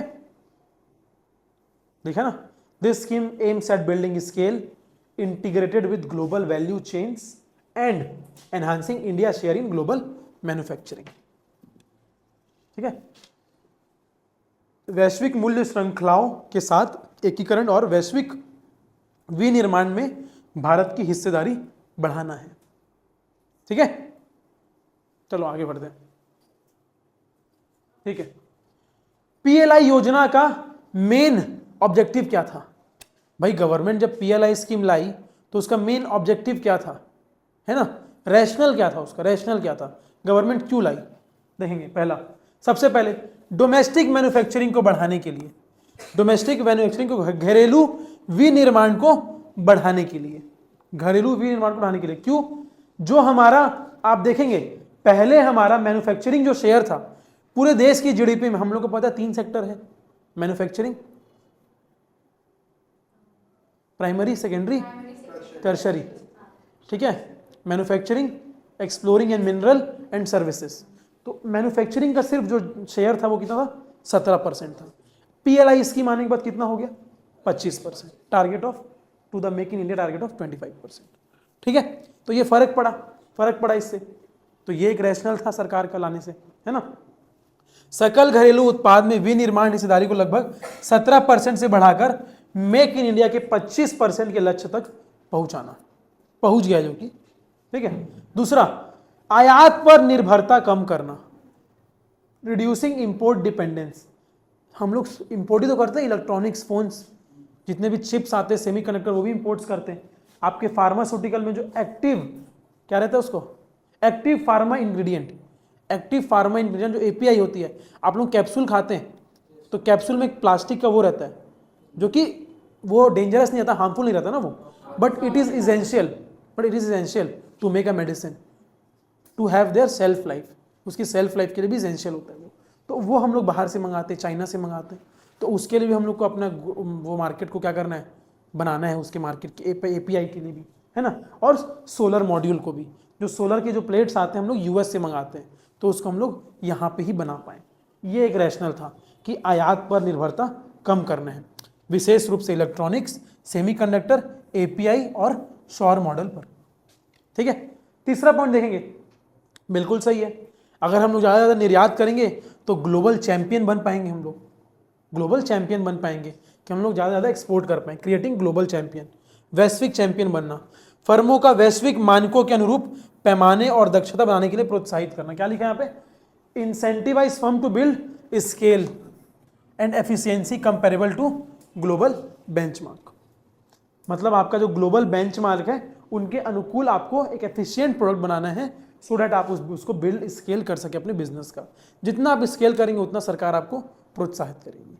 ठीक है, एम्प्लॉयमेंट, हाँ बिल्कुल सही है भाई, ये जो पीएलआई सेक्टर है वो सबसे ज़्यादा एम्प्लॉयमेंट देगा, क्योंकि पीएलआई जितना भी हम लोग बनाएंगे वो सब एमएसएमई सेक्टर से होंगे लगभग, आप कुछ भी ले लीजिए, तो सबसे ज़्यादा एमएसएमई सेक्टर होंगे तो सबसे ज़्यादा लेबर इंटेंसिव सेक्टर होंगे। जो आपका श्रम गहन है, लिखा ना आपका, श्रम प्रधान क्षेत्रों में लाखों रोजगार सृजित होने की उम्मीद है, जैसे कि आपका टेक्सटाइल हो गया, फूड प्रोसेसिंग हो गया, टेलीकॉम, जो कि लाख जॉब एक्सपेक्टेड है क्रिएट करने के लिए, है ना, लाख्स ऑफ जॉब एक्सपेक्टेड है, लाखों रोजगार सृजित होने की उम्मीद है। ठीक है, बिल्कुल सही है। अगर हम लोग इंसेंटिवाइज करेंगे कोई भी फर्म को तो फॉरेन प्लेयर भी अट्रैक्ट होंगे कि भाई हम लोग भी भारत में आके कंपनी सेटअप करते हैं और स्केल बनाएंगे, स्केल पे काम करेंगे, तो वहाँ के लोगों को रोजगार भी दे पाएंगे, साथ ही साथ अपने प्रॉफिट भी बढ़ा पाएंगे। तभी तो आए ना भाई एप्पल, गूगल, तभी तो आ रहे हैं यहाँ पे इंडिया में, सिंपल सी बात है। पीएलआई स्कीम का जब हम लोग बढ़ाए तभी आ रहे, attracting FDI, foreign direct investment, प्रत्यक्ष विदेशी निवेश एफडीआई, और प्रौद्योगिकी हस्तांतरण के लिए वो करना है, बाय अश्योरिंग प्रॉफिटेबिलिटी। भाई अगर यहाँ पे आओगे तो आपको प्रॉफिटेबिलिटी अश्योर है, जितना ज़्यादा आप इंसेंटिवाइज होगे उतना ज़्यादा आप काम करोगे। लिखा है ना, foreign players are drawn to set up units in India.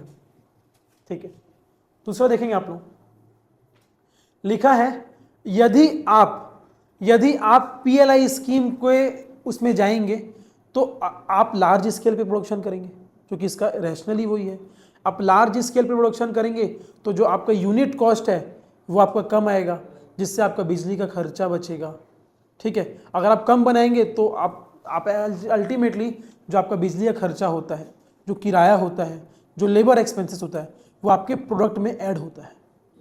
जो भी प्रोडक्ट बनाते हैं वो सब उसमें ऐड होके आता है। तो यदि आप प्रोडक्ट ज़्यादा बनाएंगे तो वो हर यूनिट कॉस्ट में कम होते जाएगा, तो जिसकी वजह से आपको भी फ़ायदा होगा और देश को भी फ़ायदा होगा।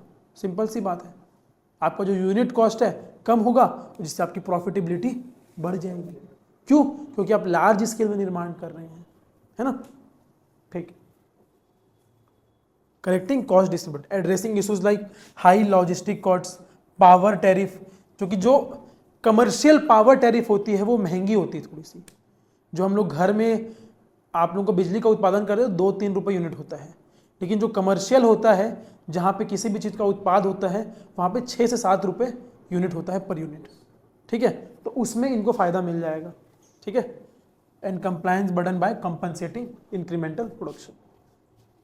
ठीक है, अगर हम लोग ग्लोबल वैल्यू चेन से इंटीग्रेट करें, ग्लोबल वैल्यू चेन से हम लोग इंटीग्रेट करें तो जिससे क्या होगा, भारत एक आत्मनिर्भर भारत बनेगा और इंडिया एक हब बनेगा फॉर अ सप्लाई चेन, जो कि कोविड के बाद से डिसरप्ट हो चुका था। कोविड के बाद से, और जो जियोपॉलिटिकल टेंशन थी जिससे डिसरप्ट हो चुका था, तो उससे क्या इंडिया एक सप्लाई चेन का हब बन जाएगा जस्ट बिकॉज ऑफ पीएलआई, है ना। तो ये उसके ऑब्जेक्टिव्स हैं सारे, पीएलआई स्कीम के ऑब्जेक्टिव्स हैं, लिख लिए। ठीक है, अभी तक भारत ने क्या क्या अचीवमेंट पाया है पीएलआई स्कीम में? भारत ने कौन कौन से अचीवमेंट हासिल किए हैं, कौन कौन सी उपलब्धियां अभी तक के हासिल की है पीएलआई स्कीम में?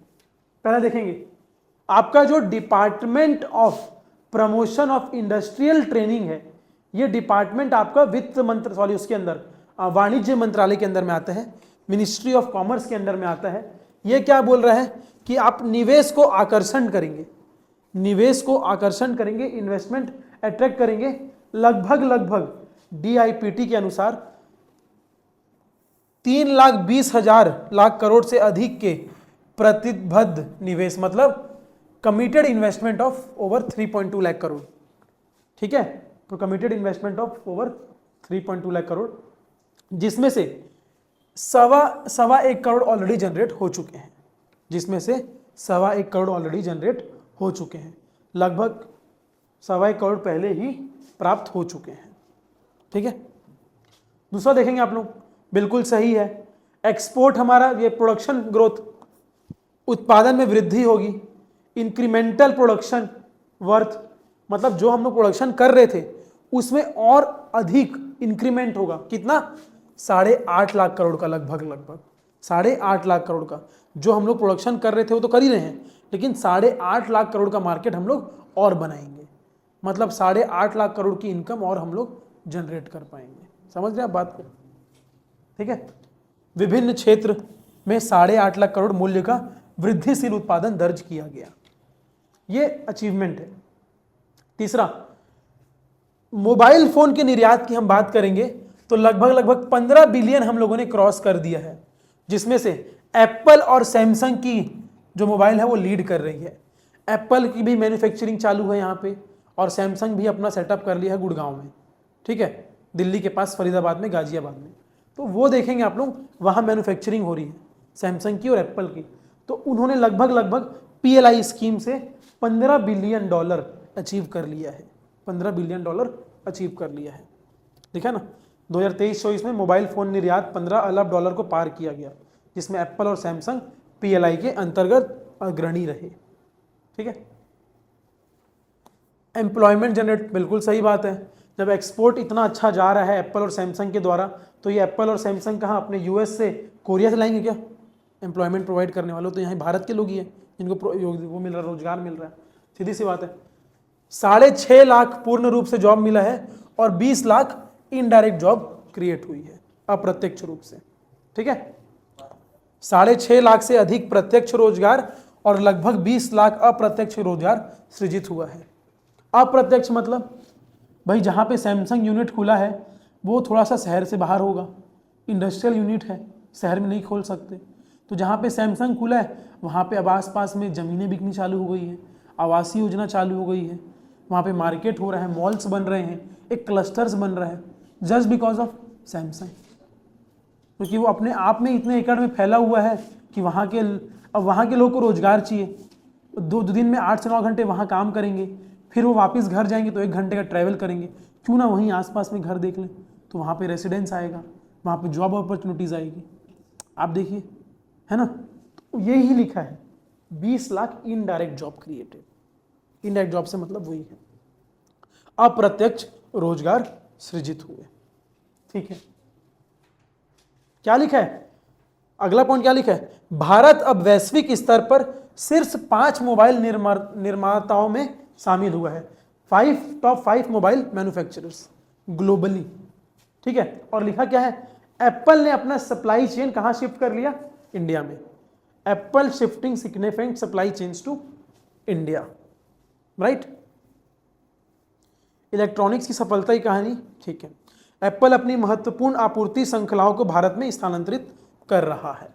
ठीक है, फार्मा की अगर हम लोग बात करें तो फार्मा में जो डिपेंडेंस था, हमारी निर्भरता थी चाइना पे, वो क्या हो रही है? कम हो रही है। चाइना पे जो निर्भरता थी एपीआई को लेके, वो क्या हो रही है? कम हो रही है। ठीक है, देखा ना, फार्मा क्षेत्र में लचीलापन, एपीआई के लिए पीएलआई से चीन पर निर्भरता कम हो रही है।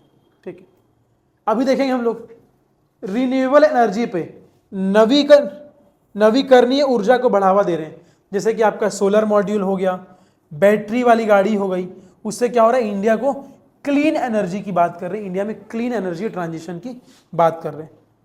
5-10 मिनट और है बस, है ना। इंडिया में क्लीन एनर्जी ट्रांजिशन की हम लोग बात कर रहे हैं कि ज़्यादा से ज़्यादा हम लोग solar, lithium, battery based EV की हम लोग बात कर रहे हैं, ठीक है। क्लीन एनर्जी हुआ, ग्रीन एनर्जी, क्लीन एनर्जी, ठीक है, बिल्कुल सही है। मैंने बताया था आप लोगों को, जितना अच्छा आपका फिजिकल हेल्थ इंडेक्स होगा, जो पिछले क्वेश्चन में था, उसके आधार पर इन्वेस्टमेंट अट्रैक्ट होगा देशों में, राज्यों में, है ना।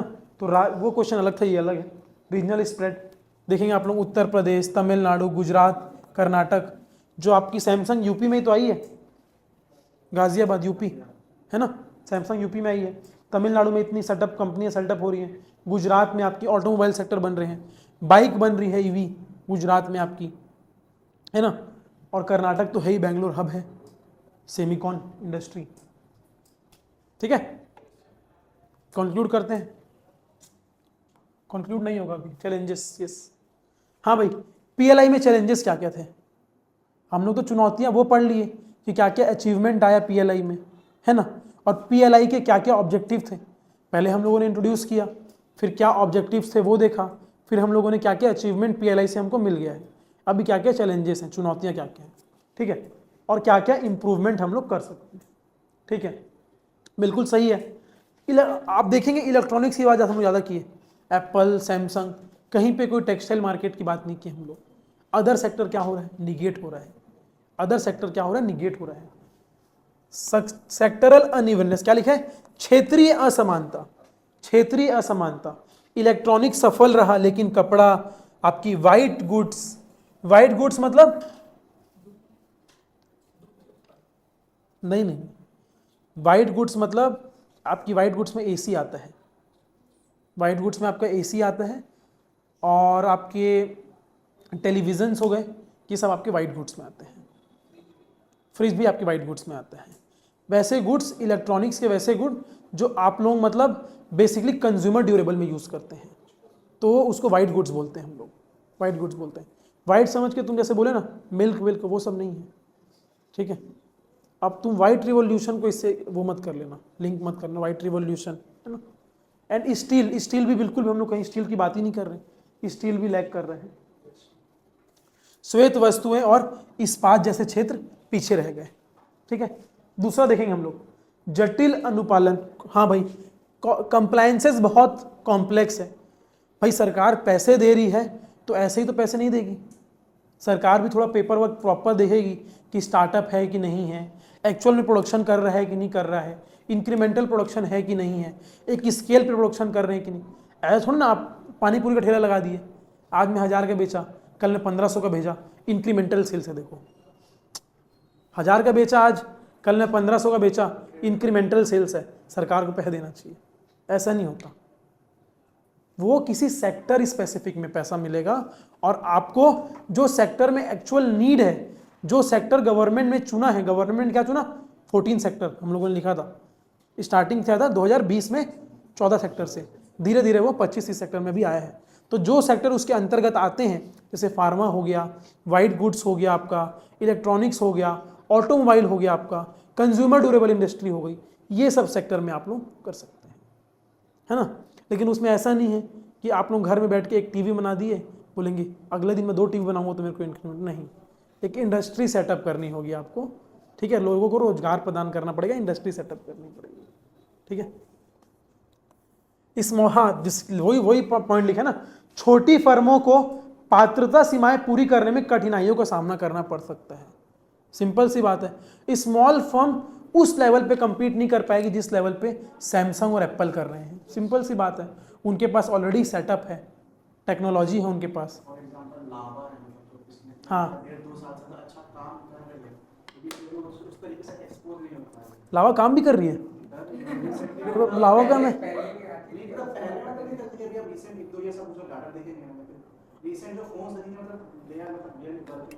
अच्छा, लावा तो बीच में तो बंद हो गया था ना,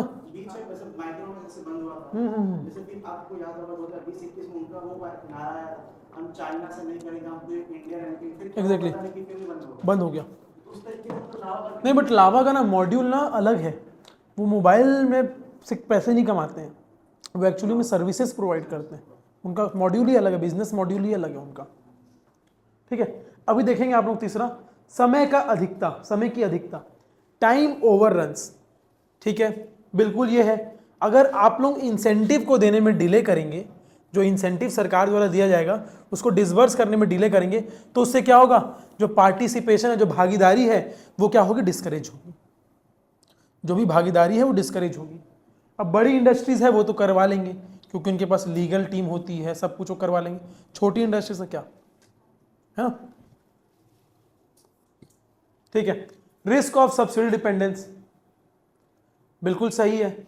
ज्यादा अगर इंसेंटिवाइज कर देंगे, अगर ज्यादा ही इंसेंटिवाइज कर देंगे तो मार्केट डिस्टॉर्ट हो जाएगा। मार्केट, WTO विश्व व्यापार संगठन बोलता है कि जो आपकी PLI स्कीम है वो बंद कर देना चाहिए। सरकार, WTO बोलता है भारत सरकार को कि जो आपकी PLI स्कीम है वो बंद कर देना चाहिए। क्यों? क्योंकि आप अपने ही देश में सामान बनाने के बदले में इंडस्ट्री को पैसे दे रहे हो, जो कि आप सब्सिडी प्रोवाइड कर रहे हो सामान बनाने का, जो कि वर्ल्ड मार्केट में नेगेटिविटी क्रिएट करता है। क्यों नेगेटिविटी क्रिएट करता है? क्योंकि विश्व व्यापार संगठन क्या करता है, खुले व्यापार की बात करता है, फ्री ट्रेड की बात करता है, फ्री ट्रेड की। अगर हम लोग सब्सिडी दे रहे हैं अपनी इंडस्ट्रीज को, इसका मतलब सिर्फ हम लोग अपनी इंडस्ट्री को प्रोत्साहित कर रहे हैं कि वो निर्यात कर सकें, और हम लोग अपनी इंडस्ट्री को प्रोत्साहित कर रहे हैं, इसका मतलब बाकी जो बाहर की इंडस्ट्रीज है उनको हम लोग प्रोत्साहित नहीं कर रहे हैं, जिसकी वजह से वर्ल्ड जो ट्रेड है वो हैम्पर हो रहा है और जो WTO की पॉलिसी के अगेंस्ट है। समझ रहे हैं आप लोग? तो इसीलिए WTO PLI स्कीम को तवज्जो नहीं देता। लिखा होगा WTO का पॉइंट कहीं पे, ये लिखा ना, ग्लोबल ट्रेड रिस्क। WTO में question PLI as trade distorting subsidy. विश्व व्यापार संगठन प्रतिपूरक उपायों पर समझौते के तहत व्यापार विकृत सब्सिडी के रूप में PLI पर सवाल उठा सकता है। ठीक है, और उसका जो एग्रीमेंट है, agreement on subsidies and countervailing measures, ठीक है, हम लोग वो पढ़ेंगे। तो इसीलिए बोला जा रहा है कि ये एक सब्सिडी डिपेंडेंस, बहुत ज्यादा सब्सिडी डिपेंडेंस भी नहीं होना चाहिए मार्केट को। ठीक है, अगले देखेंगे आप लोग, जो लॉजिस्टिक्स कॉस्ट है भारत में बहुत हाई है। लगभग 14% GDP का लॉजिस्टिक कॉस्ट से आता है। लॉजिस्टिक्स कॉस्ट मतलब आपका transportation, cold storage, distribution, preservation, transportation, ये सब आपका उसमें आता है, आपका सप्लाई चेन मैनेजमेंट में आता है, हाई लॉजिस्टिक कॉस्ट में आता है। और एनर्जी कॉस्ट भी है, जिससे क्या हो रहा है, कॉम्पिटिटिवनेस क्या हो रहा है, रिड्यूस हो जा रहा है। इंसेंटिव मिल रहा है लेकिन उसके बाद में भी कॉम्पिटिटिवनेस जो है आपकी प्रतिस्पर्धात्मकता जो है वो क्या हो रही है, कम हो जा रही है। सिंपल है ना। सब्सिडी पर निर्भरता का जोखिम, अत्यधिक प्रोत्साहन बाजार प्रतिस्पर्धा को विकृत कर सकता है।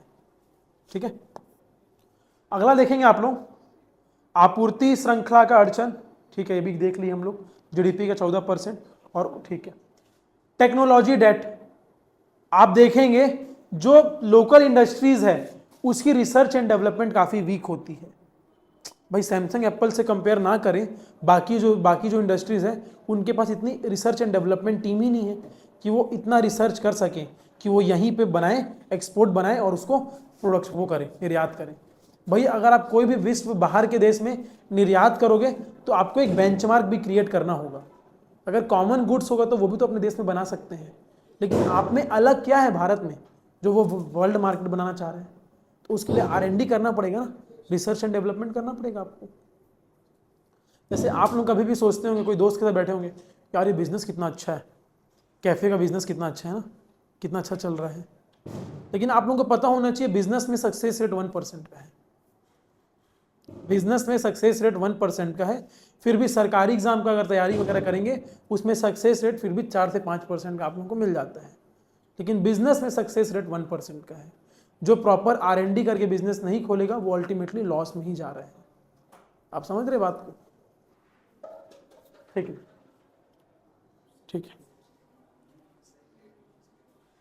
हाँ भाई, लास्ट है कि कैसे सुधारा जा सकता है, कैसे इसको सुधारा जा सकता है।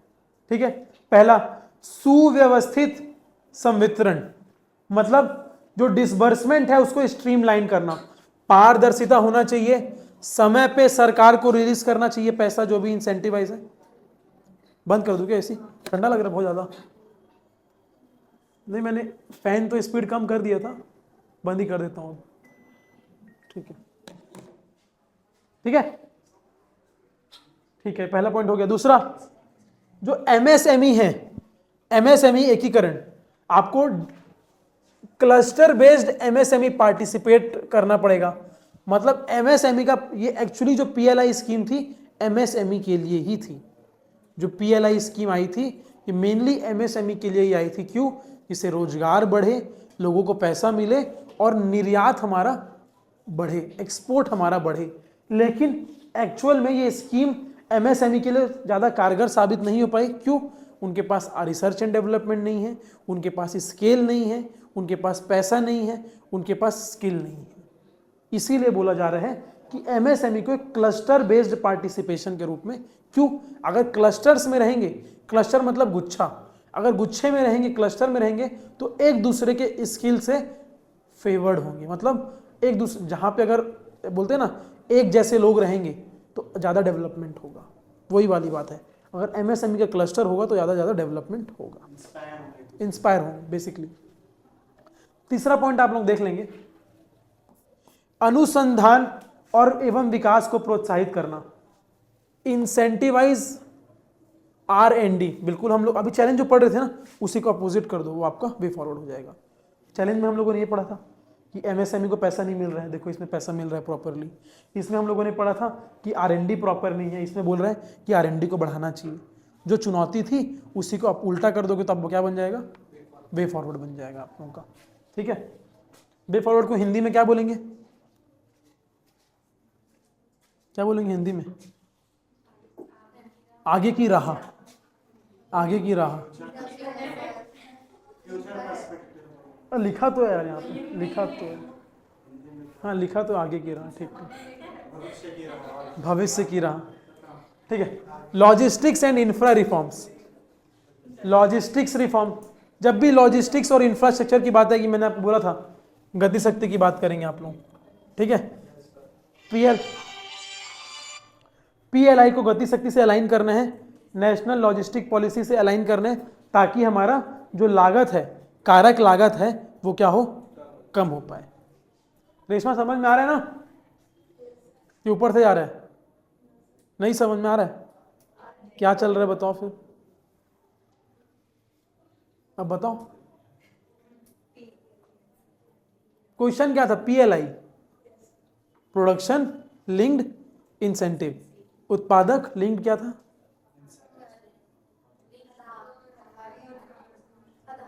आधारित, हाँ, उत्पादक आधारित प्रोत्साहन। समझ में तो आ रहा है ना क्या चल रहा है? यूपीएससी का क्वेश्चन है 2025 का।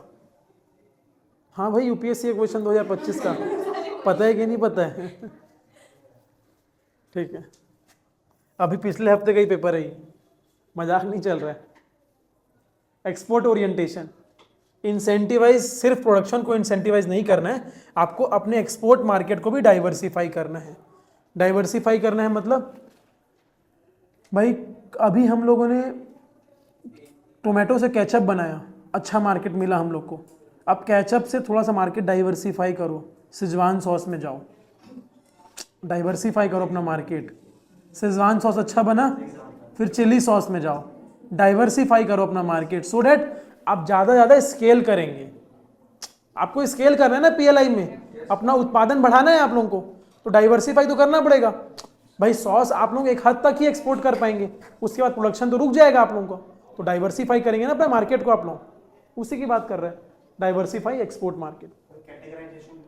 कैटेगराइजेशन, हाँ, मतलब आप अपने आप को कहाँ तक डाइवर्सिफाई कर सकते हैं। अब जो मोबाइल बना रहे हैं वो अपने आप को ईयरफोन में डाइवर्सिफाई कर सकते हैं, अब वो मोबाइल से कपड़े में तो नहीं आ जाएंगे, एक हद तक कि जहाँ तक अपने सेक्टर में डाइवर्सिफाई करेंगे ना, इलेक्ट्रॉनिक्स में डाइवर्सिफाई करेंगे, वो सिंपल सी बात है। हाँ भाई, रिव्यू भी होना चाहिए, जो थर्ड पार्टी से हर सेक्टर का एक ऑडिट होना चाहिए, ताकि हर सेक्टर में अच्छे से काम हो रहा है कि नहीं। पता चल रहा है हम लोग पीएलआई की बात कर रहे हैं लेकिन सिर्फ इलेक्ट्रॉनिक सेक्टर में काम हो रहा है, बाकी स्टील हो गया आपका, अदर वाइट गुड सेक्टर्स हो गए आपके, इस सेक्टर्स में काम नहीं हो रहा है, तो ये गलत है। सभी सेक्टर्स में काम इक्वली होना चाहिए। इसके लिए एक ऑडिट की भी जरूरत है, third party audit. Third party मतलब कोई बाहर का व्यक्ति आके ऑडिट करे, ठीक है। आवधिक समीक्षा, क्षेत्रीय प्रदर्शन के लिए स्वतंत्र तृतीय पक्ष ऑडिट, ठीक है।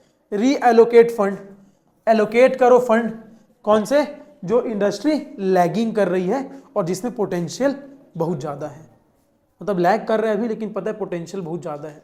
जैसे आप लोग अभी सब लैग कर रहे हैं लेकिन पोटेंशियल है आप लोगों के में एग्जाम क्रैक करने का। ये तो हो गई महत्वाकांक्षी बातें। अब रियल बातें क्या होता है आप लोगों को पता है, भाई निकल पाएगा कि नहीं, ठीक है।